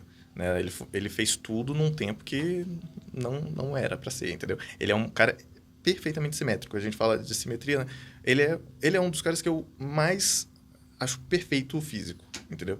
Porque tem muita gente... Hoje em dia, eu acho bacana, acho muito bonito o físico dos caras que tem pernas gigantes, tudo são caras fortes mesmo, legais, mas eu não curto tanto uma perna tão gigante. Eu acho que o Schwarzenegger, para mim, foi o grau de perfeição máximo assim, do fisiculturismo. Entendeu? Então, tem muita gente que compartilha dessa visão. Então, assim, tem gente que, inclusive, considera o Ronnie Coleman como o pai da musculação, o pai do fisiculturismo, entendeu? Tem outros aí. O Schwarzenegger, ele é o mais famoso porque... cinema, Hollywood. Cinema, governador dos Estados Unidos. Inclusive, o único estrangeiro, se não me engano. Né? Para quem não sabe, o Schwarzenegger não é americano, é austríaco, se eu não estiver enganado. Por aí. Acho que é Áustria, tenho certeza não. Mas voltando lá ao caso dos anabolizantes, como é que... Então, a diferença do primeiro e do segundo lugar no Mr. Olímpia não é quem usou mais. É uma questão genética, é uma questão de finalização, que também é o que mais conta. É uma questão de você saber fazer a finalização, que foi um dos problemas que eu tive, que eu inclusive vou te falar, que é você ali chegar no seu grau máximo de perfeição, entendeu? Você pode até não ser perfeito em si, mas chegar na sua perfeição, né? No máximo que você consegue ali. Então, essas diferenças é o que as pessoas têm que entender. Porque o anabolizante, ele não faz grandes resultados. Você conhece um monte de gente que usa e não, é um magrelo, esquisito. Mesma coisa. Não muda nada. Entendeu? Você necessita de um grau de dedicação. Não, a bomba deixa o cara grande, pô. Incha o cara. Não, incha, mas você pode perceber que o cara que usa, não necessariamente ele é um atleta. Sim. Não necessariamente ele é um cara... Não, tem umas aberrações aí também que a gente vê na internet. O cara tomou... Só tem o braço absolutamente gigantesco e não consegue... Aí dá febre no braço, não consegue... Aí já é outra coisa. Uma coisa que as pessoas mais confundem é anabolizante com óleo, com... existem várias outras coisas que a gente desses caras injetam, que serve só para crescer. Não ganha músculo, não ganha força, não ganha nada. É uma inflamação. Uma inflamação dentro da musculatura. Então, aqueles caras aberração mesmo, são inflamações. O cara não tem força. Tanto que você vai ver, quando ele pega no supino, ele pega mesmo, tanto que um cara que pesa 70 quilos. Entendi. Sacou? Então, ele é um cara de 70 quilos com uma armadura. Entendeu? Com uma armadura, uma skin maiorzinha. Sacou? Então, as pessoas confundem muito anabolizantes, né, com esse tipo de coisa, com as aberrações. né? O uso de anabolizantes ele já é uma coisa extremamente estudada, entendeu? Já vem de muito tempo que as pessoas vêm estudando os efeitos dos anabolizantes. Existem os efeitos colaterais? Existem, né? Mas existem em tudo. Qualquer atleta de alta performance, alto rendimento usa e é necessário, entendeu? Então você está me dizendo que o anabolizante, dentro do parâmetro de vocês lá, que eu não sei qual é, ele se faz necessário para se atingir determinados objetivos. Não se atingiria sem eles. Não se atingiria sem eles. Os padrões que nós temos hoje de volume de musculatura não seriam atingidos sem o uso de anabolizante, entendeu? Porque uma coisa que as pessoas não pensam muito é que para você subir no palco, você não está comendo muito. Você está comendo uma restrição calórica muito grande. Então, o que vai te manter com massa muscular é o anabolizante. Entendeu? Então, aqueles caras que sobem com mais de 100 quilos, para eles se manterem daquele jeito, eles têm que usar alguma coisa. Não tem como você comer igual passarinho e ter um físico de elefante. Tá, mas aí, seguindo a premissa que você falou que o seu treino, hoje que você é um atleta, ele se baseia muito no empirismo. Ou seja, você conversa com muita gente que já viveu ou que vive nesse meio, testa em você, vê como funciona, elimina o que não funcionou e mantém o que funciona. No anabolizante, não sei se anabolizante entra na categoria de medicamento, não sei se ele efetivamente é. Também, alguns. Ele passa por uma prescrição médica, Sim, ou ele simplesmente também vai pelo empirismo? Não, isso aqui funcionou 20 ml, não sei quantos toma, dizer quantos ml são. Vou aplicar e é isso aí mesmo e tá tudo certo. Na verdade, assim, existe o acompanhamento médico. E eu só apoio o uso de anabolizantes se for com acompanhamento médico. Sem isso, eu acho um uso leigo, que é o que eu tô te falando. As pessoas que usam da cabeça, dá errado porque não tem um acompanhamento médico. Os caras que têm as inflamações, os caras... Já vi gente injetando anabolizante, né? Testosterona, que é um oleoso, na veia, entendeu? Então, é aquele cara que morre. É o cara que morre que fica na mídia. Não é o cara que se dá bem. Schwarzenegger, você não consegue comparar ele a um cara bombado, um cara cheio de anabolizante. Não, você fala que ele é um atleta de alta performance. Por quê? Porque ele deu certo. Ele foi um cara que teve acompanhamento, foi um cara que fez tudo certo. Agora, os caras que vão aí... eu vi na academia que é bom usar isso daqui. Vou usar. Aí é o cara que vai pra mídia, entendeu? É o cara que todo mundo mostra. Mas a realidade dos anabolizantes é totalmente diferente. É um cara que é um estudo muito grande, você tem que fazer um acompanhamento médico, existe exame de sangue de rotina, não é só questão de tá mal, vamos testar. Vamos fazer de rotina para evitar qualquer tipo de problema, entendeu? Então, essa questão assim de visão de anabolizante, né? De, é tudo bombado, é tudo cara que só não tem força, né? É uma questão muito... assim, deturpada, né? Que vende muito mais do que a ideia de um cara saudável, de um cara atleta, de um cara que acorda todo dia às 5 da manhã para fazer as coisas, entendeu? Meu Deus, 5 da manhã. eu já vi tuas postagens se acordando, indo pra academia, antes da pandemia, indo pra academia 5 da manhã. Ave Maria. Eu já tentei malhar quando eu era jovenzinho, eu já tentei malhar de manhã cedo, sei lá, mas não era 5 não, sei lá, eram umas 6, 7 da manhã. Rapaz, acho que eu não pegava 50 gramas. Existe essa relação mesmo de você, no início da manhã, estar mais fraco ou não? Isso era só da minha cabeça porque eu era grilo mesmo. Bem provavelmente você não comia de manhã, né? De manhã é mais difícil de comer. Então, sim. Provavelmente está associado. Você não tinha muita força porque você não estava bem alimentado, né? A dieta está totalmente relacionada ao treino. Se você... porque é muita questãozinha que você vai aprendendo ao longo do tempo, que você nota que a diferença é absurda. Por exemplo, comer no pré-treino. O tipo de pré-treino. Já viu gente que come, vou comer um pão de queijo de pré-treino. Às vezes a pessoa até, tem uma forcinha ali e tal, mas não é a excelência, entendeu? Não é não é considerado um atleta, não é um cara que tá realmente focado. Porque um pão de queijo, beleza. Às vezes... pode ser um pão de queijo fit, beleza. Mas não vai ter a logo um todinho, meu irmão. Vai ficar lá... mais energia que isso não vai ter. Eu tomar um todinho, energia que dá gosto. Se bem que eu acho que isso era Nescau. Não sei, um dos dois aí. Mas todinho faz parte da vida de um diabético, né? É mesmo? Todinho tem que ter. Porque realmente na hora que o negócio vai lá embaixo, né? A glicemia tem que ser uma coisa rápida, né? E o líquido é mais rápido a absorção, né? Sim, o líquido não passa pela digestão mecânica, né? Então... acaba que o cara tá entendidaço do assunto, velho. Por falar nisso de entendimento do assunto, hoje você é um pré-vestibulando. Sou. Tá? E quais são seus planos? Tem alguma ligação com a diabetes? Alguma ligação com o fisiculturismo? A sua vida acadêmica? Na verdade, toda a minha vida foi planejada antes do diabetes.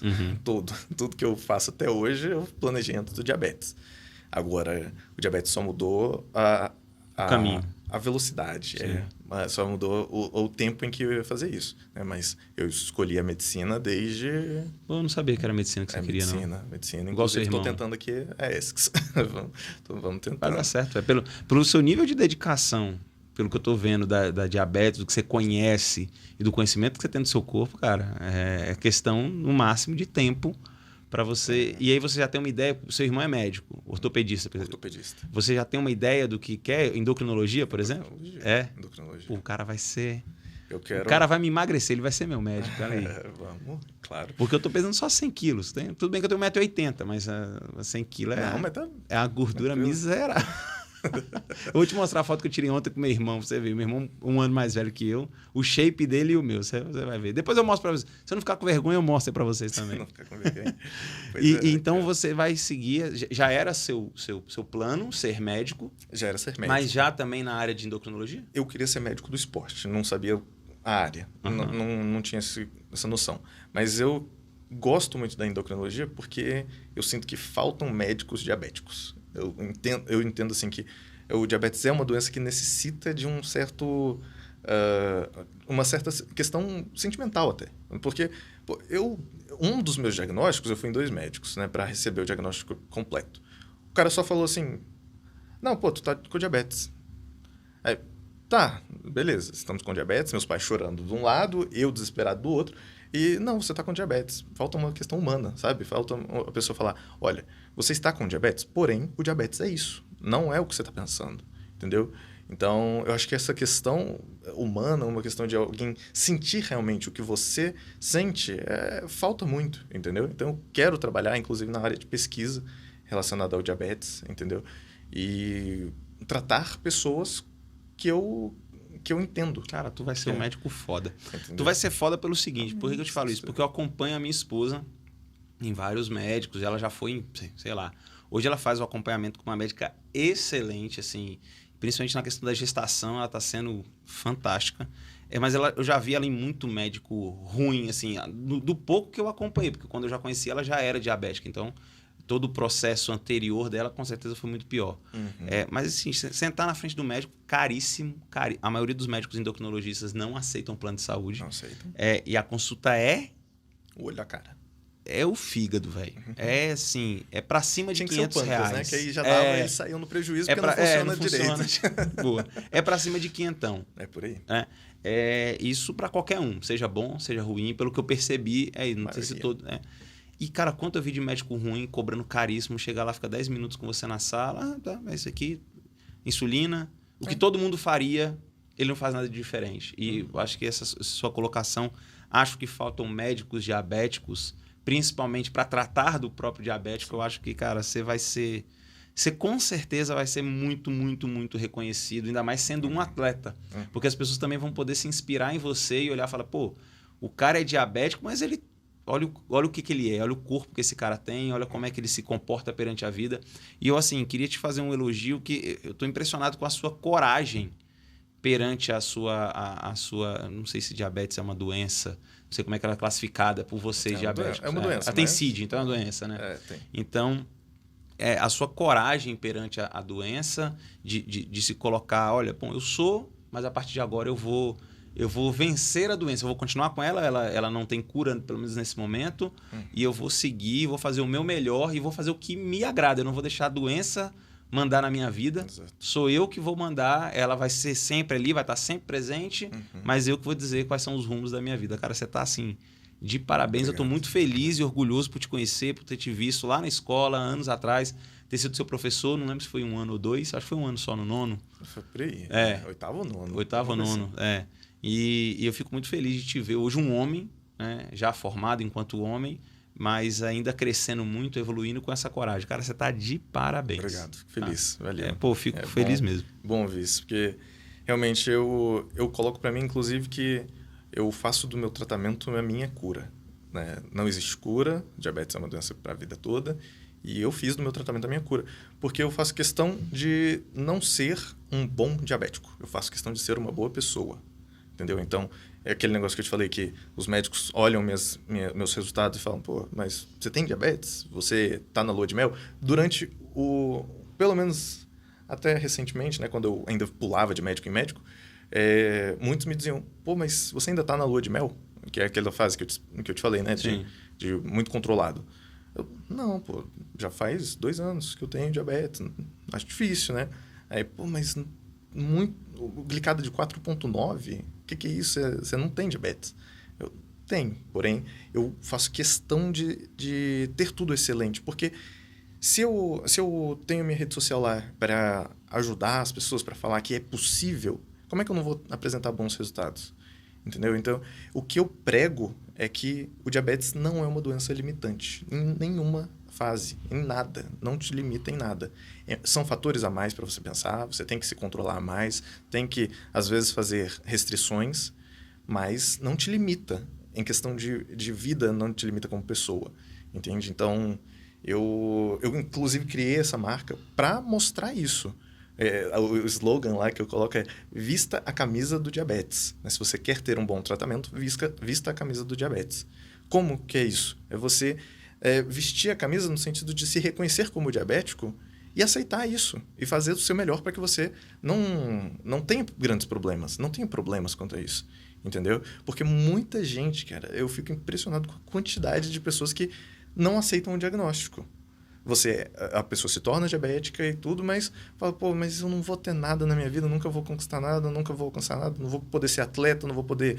se eu começo a estudar demais, eu tenho que parar para comer, eu não consigo fazer nada direito, assim, né? Porque, pô, tem uma hipoglicemia, né? Às vezes, as pessoas que estão se dedicando muito a uma coisa, normalmente elas passam muito tempo da vida fazendo aquilo lá. Uhum. Então, acabam tendo uma hipoglicemia no meio, aí fica, pô, me estressei.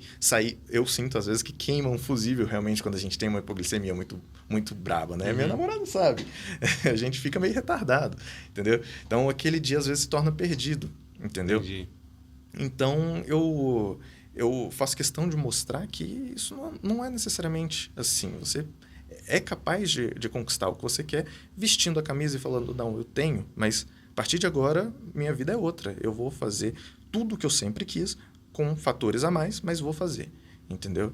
Então eu faço essa questão de falar, de tudo, de mostrar, porque realmente é uma fatalidade, aconteceu e agora a gente não pode baixar a cabeça, né? A gente tem que levantar, banar a poeira e subir. Entendeu? E seguir. E como é que é a questão da sua marca? Tô vendo aí uma marca toda estilosa. Stanis, imagino que venha do seu sobrenome, né? Stanislau? Stanislau. Bacana. E NTS, Nicolas... Não, o NTS é do Stanis mesmo. SNT. Bacana. E aí você está criando slogans que falem, que remetem... Eu vi um esses dias, não sei se foi no seu Instagram. Eu até olhei, eu ri demais, vou comprar para minha esposa. Era uma caneca, tava escrito, me desculpe. É a sua? Então foi isso. Cara, eu ri demais, me desculpe pelo que eu disse durante a hipoglicemia. Porque assim, a pessoa fica, no caso da minha esposa, ela fica nervosaça, porque ela quer sair daquele sintoma o mais rápido possível. Eu não sei se você passa por isso também, mas a pessoa come e não é instantâneo, né? Só que você tem que entender que você já comeu o suficiente, vou agora só esperar. Meu irmão, e a minha come.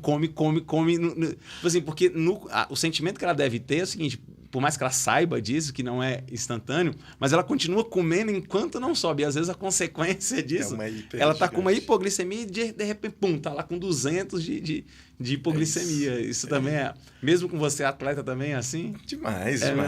Porque assim, a gente tem aquele efeito humano, né? Aquele efeito animal ainda de, pô, é uma experiência de quase morte. Querendo ou não, o seu corpo tá preparado para uma situação de fuga, de morte mesmo, né? Então, o que a gente faz? A gente come até passar. Você tem que comer. É aquele desespero. Tô aprendendo tanto, amor. Não vou mais te criticar, porque eu fico assim, meu Deus, você já comeu o suficiente. Porque ela sabe que ela já comeu, mas ela continua, pega o sorvete, aí pega tudo. E assim, o pior, que eu ainda falo assim com ela, então aproveita a hipoglicemia para comer o que você gosta. Só que ela fala, eu não sinto gosto.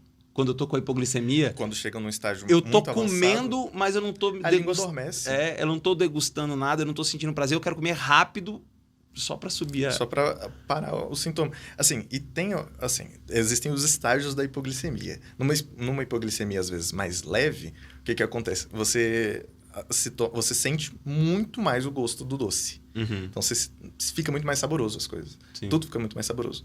Quando elas avançam um pouco, você já começa a adormecer a língua. Você não sente mais nada, porque você perde os sentidos. Sim. Você vai perdendo sentido por sentido. Entendeu? É a mesma coisa que uma pessoa bêbada. Certo. Entendeu? Ela perde os sentidos, ela fica tonta, ela fala enrolado. Entendeu? Então, é uma pessoa bêbada, basicamente. Sacou? Então, é basicamente uma larica pós-bebedeira. Entendi. Sacou? Então, esses estágios, assim, são bem marcantes. Porque você começa a ficar meio bobão, eu começo a falar enrolado, ela sabe que eu falo... Não, a minha esposa não fala enrolado. Pelo menos eu nunca percebi ela falando enrolado. Se ela chegar a um estágio muito, muito pesado, você vai perceber. É porque você perde o controle, você perde totalmente o controle, vai perdendo, entendeu? Então, assim, minhas extremidades congeladas, minha boca fica extremamente gelada, começa a falar demais e falar besteira, sacou? Rola muito isso. Besteira? Besteira.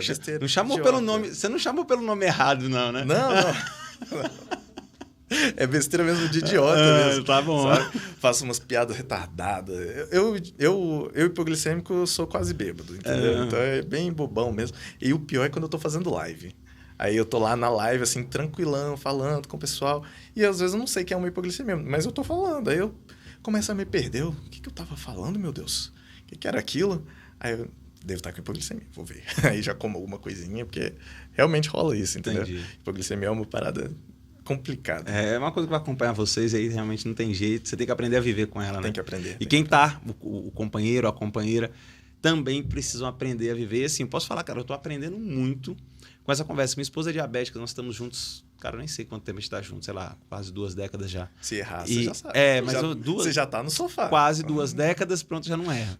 E assim, eu acho que eu nunca conversei com alguém que era diabético nesse nível, e principalmente alguém que era diabético que tinha o preparo que você tem para falar sobre isso e dessas experiências. Eu acho que por isso a importância de diabéticos estarem próximos uns dos outros, Sim. Inclusive os parentes, próximos. os namorados, a esposa, esposo, todo mundo, porque é uma coisa que leva, né, todo mundo a viver nesse... Envolve todo mundo. Na primeira coisa que eu falei quando eu comecei a sair com ela foi, olha, eu tenho hipoglicemia, a gente vai sair sozinhos, então eu tenho um negócio chamado hipoglicemia. O que é? Se eu desmaiar, pode fazer alguma coisa, entendeu? Graças a Deus nunca desmaiei, nunca teve que fazer nada comigo.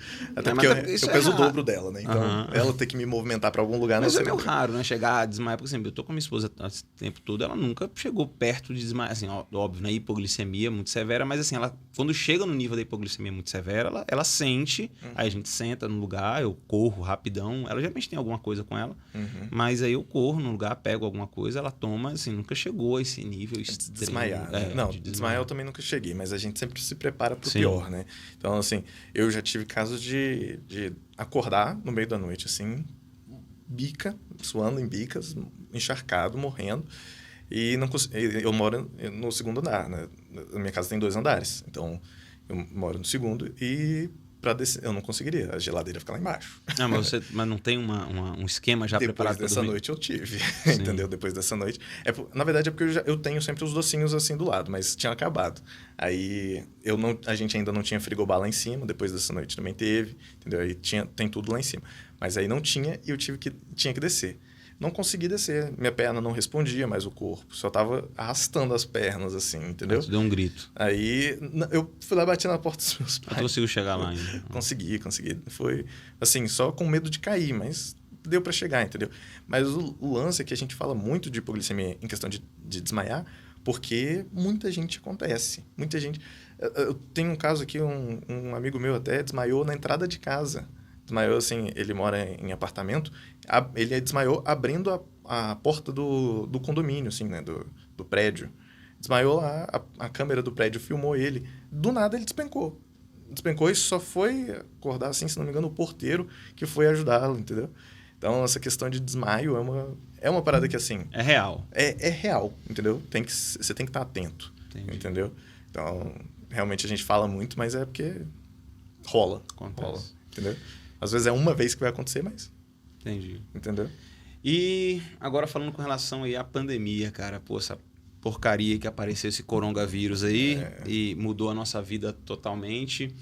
Imagino que para vocês diabéticos isso sempre é uma questão, né? Toda vez que aparece qualquer coisa, sempre se fala para o diabético, para o hipertenso, E como é que para você foi isso, principalmente você sendo um atleta, apresentando níveis de não diabético, né? Embora você ainda seja, apresenta hemoglobina glicada de um não diabético, talvez seja até melhor que a minha, que não sou diabético, mas me alimento pessimamente. Como é que foi para você a pandemia? Se gerou em você alguma questão de pânico pelo fato de ser diabético ou pelo fato de ser atleta também? Não, fiquei mais tranquilo. Como está sendo hoje, já nesse momento que... Ano passado foi surpresa, né? Esse ano já não é mais surpresa, mas ela continua em alta. Como é que foi isso tudo para você? Então, para mim mesmo, eu não acho que seja um grande problema, né? Assim, lógico, eu respeito. Tudo que a gente não conhece, a gente respeita, né? Nunca tive corona, então não vou me arriscar. Entende? Mas como eu moro com os meus pais... Você teve? Família inteira. É mesmo? Esposa grávida, diabética, Nossa. filho, todo mundo pegou. Graças a Deus, lá em casa, papai do céu foi um negócio muito tranquilo. Ela teve primeiro, aí, né, a gente não sabe se ela passou, mas como ela teve os sintomas primeiro. E ela teve, e prostração, cansaço. Nós não precisamos de hospital, graças a Deus. Mas é ruim, não queira pegar, se for possível, não pegue. Exato. A vacina já está chegando. Já fiz meu cadastro, inclusive, sim, né? Comorbidades, já chegou, já fiz. Agora eu estou esperando a data, né? Finalmente. Mas, assim, o que mais me atrapalhou, o que mais, né, eu fiquei pensando foi em questão dos meus pais, né? Eu moro com os meus pais, eu fico com medo de chegar e levar alguma coisa para eles. Então, eu saio com ela, assim... No máximo, eu para casa dela, ela para minha casa, acabou. A gente vai, no máximo, cine drive-in, que aí não precisa ter contato com ninguém, entendeu? A gente tá evitando muito. Eu parei de frequentar a academia, não vou mais às academias, já encerrei minha matrícula na Smart Fit, inclusive porque eles estavam querendo cobrar sem eu ir, né? Porque antes tinha aquele negócio de você só travar por um tempo, né? Sim. Só que depois desse tempo, eles começaram a cobrar o que já tinha passado. Entendi. Entendeu? Aí a gente teve que cancelar. Cancelei, não faço questão. E construí uma academia em casa, né? Fui montando aos poucos, inclusive indico, vale muito a pena ter uma academia eu vi em casa. uma postagem sua, aliás, toda hora que eu comento aqui, eu falo, uma postagem sua, divulga aí sua rede social, porque ela, olha, é de fundamental importância. Você que é diabético, conhece alguém diabético, siga esse cara, porque o que ele faz no Instagram, as dicas que ele dá, não só pelo fato dele ser hoje um fisiculturista, tá? Mas com relação, principalmente por ele ser um diabético. Então... Siga ele aí, fala aí. Vamos lá, Diabético Fitness, @Diabético Fitness no Instagram. No YouTube é Nicolas Stanislau, Nicolas com 2 L's. E acho que só tem essa. Tem o YouTube. É, o YouTube mesmo. Já falou. Nicolas Stanislau. Mas só isso. Agora, eu falo muito também para quem não é diabético, né? Porque como fisiculturista, muita gente quer dica de como ganhar um físico bacana, né? E eu sendo natural, né? Não usando anabolizantes, né? É interessante que eu dou essas dicas de como conquistar um bom físico, né? Mesmo sendo natural, entendeu? E, assim, gosto de mostrar minha vida tanto nos momentos ruins quanto nos bons. Né? Porque a gente tem esses casos de hiperglicemia, é uma coisa que ninguém evita. Sacou? Sempre tem. Qualquer diabético tem hiperglicemia e hipoglicemia. Então, eu mostro muito e como evitar. Né? Uma coisa que eu gosto de frisar muito é como evitar os maiores problemas, que são, como eu digo, né? Hipoglicemia durante o treino, hipoglicemia noturna, entendeu? Essas coisas assim eu gosto de falar muito. E o YouTube tá lá também. Inclusive, fiz um vídeo falando sobre minha academia, como eu montei, tudo, quanto eu gastei, né? Se vale a pena, em quanto tempo você vai pagar, entendeu? Vale muito a pena também. Então, a pandemia, você basicamente começou a seguir rigidamente aí os protocolos, sair o mínimo possível. Justamente. E no caso da academia, por você tanto ser um atleta quanto para sua saúde, você manteve, ficou em casa, não podia parar. Não podia parar, porque é aquele negócio, né? Se eu tivesse parado por 3 meses, tranquilo, um tempinho. Agora, 2 anos, não dá. Tá, e pra cabeça, como é que foi assim? Quando você tomou conhecimento do que estava rolando no mundo e ouvia falar, que imagino que você deve ter ouvido falar, para diabético é mais complicado. Como é que ficou? Você ficou tranquilo? Assim, eu fiquei um pouco mais tranquilo, porque uma coisa que foi divulgada até errado, né? Que qualquer diabético tinha maior risco em questão de corona. Não é qualquer diabético. São diabéticos já com algum grau de de problemas relacionados ao diabetes, né? Então, às vezes a pessoa tem uma hiperglicemia constante, tem um tempo já de... Às vezes tem retinopatia, neuropatia, né? Nefropatia, alguma coisa assim relacionada ao diabetes. Aí a pessoa se torna... Né? Algum problema respiratório também, entendeu? Então, aí a pessoa se torna muito mais vulnerável ao corona, entendeu? Agora, nós, diabéticos tipo 1, que fazemos um controle mais rígido e tudo, não é tão assim. Só que eu não vou testar, sacou? Eu sou o cara mais medroso para tudo. Então, assim, não arrisco, saio sempre. Minha mascarinha tá ali, tudo álcool em gel, litros de álcool em gel. No carro eu levo álcool em gel, entendeu? Tudo muito controlado, assim, para evitar, saca? Porque se eu pegar, beleza. Às vezes eu pego e dá bom, mas às vezes eu pego e dá ruim. Sim, hoje em dia eu percebi que, até por ter tido lá em casa todo mundo, é um negócio meio roleta russa.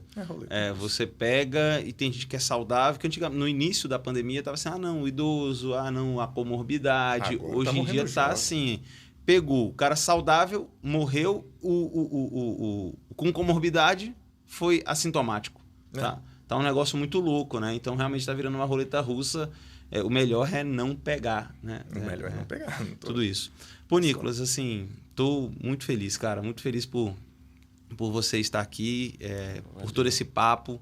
Acho que você tá de parabéns, mais uma vez, por tudo que você fez, que você está fazendo e pela sua disposição em ajudar as pessoas. Assim, realmente, os seus atos falam muito mais por você do que você está aqui falando e tudo mais. Então, as pessoas devem sigam o Nicolas. Se você é diabético, se você conhece alguém diabético, nem que seja um amigo distante, manda para ele, manda o link dessa entrevista, desse papo, né? Entrevista, manda os links aí das redes sociais do Nicolas, tá? Porque, assim, o que ele está fazendo para as pessoas é um negócio incrível, assim. Obrigado. Tô feliz demais. Assim, a gente tem que se unir, né? Porque quanto mais, assim, conhecimento, mais dedicação, assim, as pessoas vão melhorar, né? E, assim, uma coisa que a gente passa muito é por causa do desconhecimento. Às vezes, já vi vários casos de diabéticos morrendo, assim, do seu lado, mas você não sabe como ajudar. Sim. Entendeu? Então, o conhecimento faz parte, entende? Então, eu gosto de falar muito. Assim, sugiro, inclusive, quem quiser, pode ir lá falar comigo, eu respondo geral, todo mundo, eu sou muito acessível. Inclusive, veio um povo falar comigo, falando que eu tenho cara de que não vai responder. Eu devo ter cara de otário, não é possível. Não vai responder, tem cara de marrento, pô, mas não tem não. O cara é gente boa, assim, quando eu liguei para ele, né, pô, sigam, façam isso, porque vocês vão estar se ajudando e ajudando outras pessoas. Exato, pode mandar mensagem lá, gosto. Inclusive, tem gente que só precisa, às vezes, de uma conversa, só falar um pouco, contar a história, entendeu? Eu falo com muita gente lá que só queria, eu só queria conhecer alguém que tivesse diabetes, entendeu? E eu fico lisonjeado com as mensagens que eu recebo lá do pessoal falando que mudou de vida por causa do meu exemplo. E isso, para mim, é assim, o melhor, o ápice de tudo que eu já fiz, entendeu? É o que realmente vale a pena. Inclusive, quando eu estava no meu período de competição, o que eu mais pensava durante os cardios, durante, assim, os períodos de comer só carne, de comer só salada, morrendo, era, cara, mas eu vou provar que isso é possível, porque eu sei que eu não estou fazendo isso aqui por uma vontade minha, mas eu sei que no final várias pessoas vão modificar os pensamentos delas, entendeu? Então, eu comecei a fazer, eu comecei a falar mesmo, assim, tipo, blogueiro, fingindo que era. Não, fingindo que era não. Hoje você é um influenciador, cara. Influenciador não é só quem tem milhões na rede social. Hoje sim, mas na época eu tinha, tipo, 900 seguidores, assim, era mais família mesmo, né? Então, eu começava a falar, assim, com a necessidade de que, às vezes, uma pessoa escutasse. Mas uma pessoa, eu recebi uma das minhas primeiras mensagens, eu ainda tinha, tipo, 1000 seguidores. E a primeira mensagem foi... Eu lembro perfeitamente dela, assim, dizendo que, cara, eu não sabia que era possível. Eu não sabia que era possível ser um atleta de alta performance, tendo essa doença que eu tenho, que me aflige tanto, que me mata dia a dia.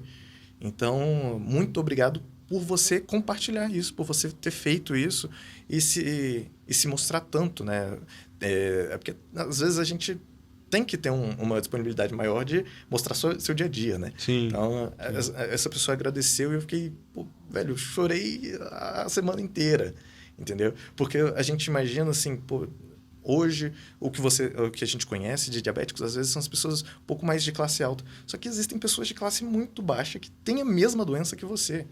Ela não escolhe classe social, embora seja uma doença de rico no sentido tem que o ter. gasto é muito grande, né? Ela não escolhe se você é rico, se você é pobre, ela simplesmente acontece. Exato, não escolhe. Então, a quantidade de pessoas que eu conheço que têm baixíssimo acesso à informação, né, me motiva a querer fazer isso, entendeu? A querer ajudar. Tanto que eu criei até uma mentoria, não sei se você viu, que é isso, inclusive para diabéticos. Eu dou conselhos, ajudo, acompanho diabéticos durante a semana inteira, o mês inteiro, entendeu? Tentando ajudá-los a escolher os melhores passos, entendeu? Principalmente pessoas que acabaram de ser diagnosticados, que ainda estão com aquele pensamento de luto, tão mal, entendeu? Eu gosto de chegar e falar, pô, não é assim, você não vai ser uma doença limitante para você, entendeu? Vai ser uma característica que uma hora você vai esquecer, sacou? Você vai fazer tão parte de você que você vai falar como se fosse a cor do seu cabelo, entendeu? Então, assim, o que eu prego muito é que a gente pode conversar, a gente pode falar. Tenho várias pessoas hoje que me mandam mensagem diariamente, assim, só para ver, assim, velho, você mudou minha vida de alguma forma. E eu sinceramente me sinto extremamente honrado com isso. É uma sensação que é indescritível, realmente. É uma sensação maior do que estar no palco, do que vencer uma competição. Uma sensação extremamente, assim, inesquecível. É quando eu recebo uma mensagem, um textinho, assim, de alguém dizendo que vê o diabetes agora de uma outra forma. Sim. Saca? Então, eu me dedico muito a isso, me dedico muito a mostrar para as pessoas como é realmente o que a gente passa, sabe? E essa marca representa muito isso, esse espírito de resiliência, sabe? De a gente...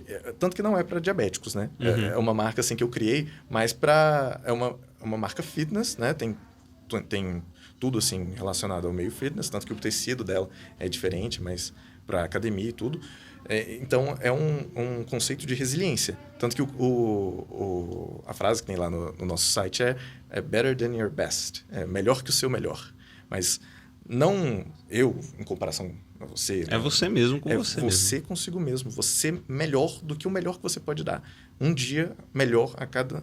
Né? Um dia melhor que o outro, né? Hoje eu estou melhor do que estava ontem, Exato, amanhã estarei melhor. E também é aquela parada de você virar para a cara do seu maior oponente na sua vida, né? Oponente introspectivo, né? Por exemplo, o diabetes. Uhum. Você virar para a cara dele e falar, eu sou melhor que o seu melhor. Eu sou capaz de fazer o que eu quiser da minha vida, independente de você existir ou não. E você criar essa mentalidade, né? Eu acho que o mindset, assim, né? Os seus pensamentos na hora de você criar qualquer coisa grande tem que estar muito bem direcionados. E, assim, essa marca, ela representa um abraço que eu queria dar a cada pessoa que vem até mim e fala, pô, realmente, eu não estou conseguindo fazer mais nada. Eu não vejo mais eu vejo o diabetes somente como um impedimento na minha vida, entendeu?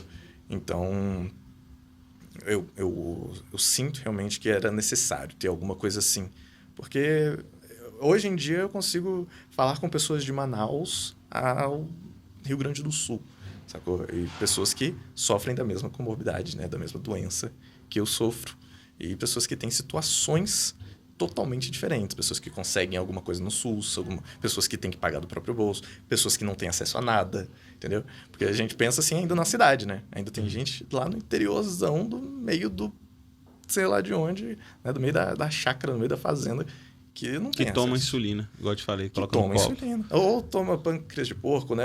Misturado. Sim, até porque no início era assim, né? No antigamente, início era assim. Isso. Até 1922 era assim. Era pâncreas, né? Era extrato de pâncreas de porco.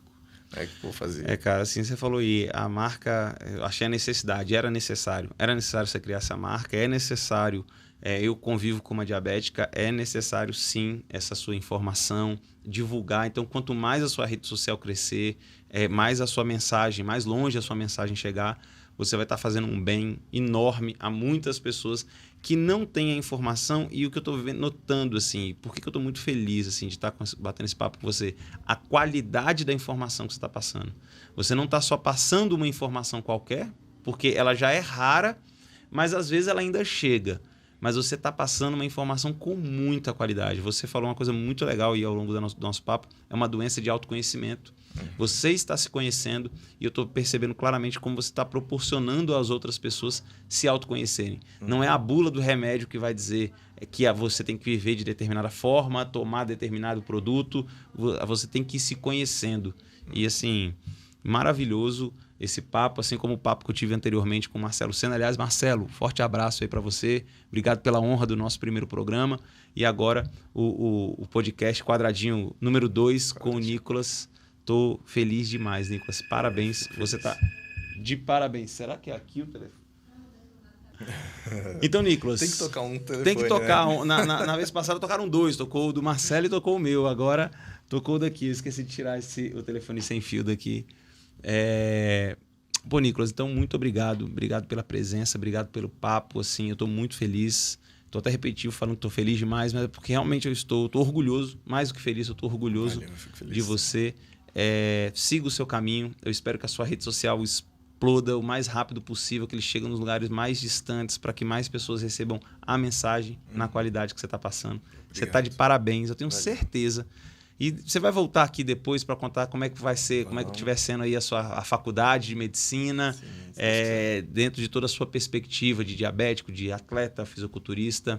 E você aí que é diabético, entenda o seguinte, você não está sozinho, você tem pessoas que estão aí dispostas a te ajudar. O Nicolas é um exemplo. Vão atrás da informação e das pessoas que estão querendo te ajudar.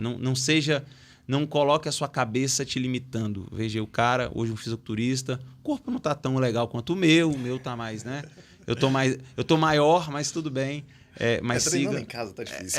Eu tô treinando bastante. Eu costumo falar que meu pânceps está muito bem definido, né? Você tem quantos gominhos? Eu tenho 6. Pois é, eu tenho um só, tá vendo? Muito mais definido, deu muito mais trabalho para chegar aqui. Então, com consistência. Exatamente. Então, obrigado. Valeu. Pede aí pra galera se inscrever no Quadradinho, seguir lá nas redes sociais, não só na sua. Fala aí. Galera, sigam o Quadradinho, velho. Fiquei muito feliz. Eu gostei muito do projeto. Achei muito legal? Interessante, porque a gente não tem nada aqui do DF, né? A gente tem essa cultura de não ter cultura. Isso é muito problemático, né? Sim. Então, assim, fico muito feliz. Normalmente esses podcasts são todos lá de São Paulo, são todos aqui. A gente tem um nosso, né? Então, gostei muito do projeto, porque não é nada, assim, muito direcionado. É uma vontade mesmo de criar cultura, trocar ideia, né? E, então, fiquei muito feliz. E principalmente por falar de uma doença tão assim, que está dentro do meu dia a dia. Fico muito feliz por ter essa notoriedade, né? Principalmente da sua parte. E queria falar para todos vocês, agora até olhando aqui para a câmera, eu acho que eu estou olhando olha lá para a câmera. Aqui. Galera, diabetes é uma doença extremamente difícil, realmente, mas saiba que Deus só dá grandes fardos aos que conseguem carregá-los. Então, se você foi agraciado, não sei se posso dizer assim, mas se você foi escolhido para ter essa doença, saiba que você é um forte por natureza e que nós estamos juntos para conseguir superar tudo que venha a acontecer, beleza? As minhas redes sociais estão aí, estou totalmente disposto a ajudá-los, a tentar. E se eu não souber, eu também não sou dono de nenhuma razão, né? Tudo que eu faço é tentando, estudando, né? Posso falar um monte de besteira, mas tudo é com a vontade de ajudar. Eu tento realmente estudar e tudo, tento levar uma boa informação a vocês. Então, pode falar lá comigo que eu tenho certeza que eu vou dar o meu máximo para ajudá-los, beleza? Galera, contatos do Nicolas, todos na descrição do vídeo, tanto no Instagram quanto aqui no YouTube. Vou colocar tudo aí na descrição, então precisou falar com o Nicolas, só entrar em contato aí pelos links que eu vou deixar todos disponíveis. Beleza. Nicolas, obrigado. Não dá para dar soquinho aqui mais, porque agora tem um anteparo aqui na frente, mas é isso aí. Muito obrigado, tamo junto.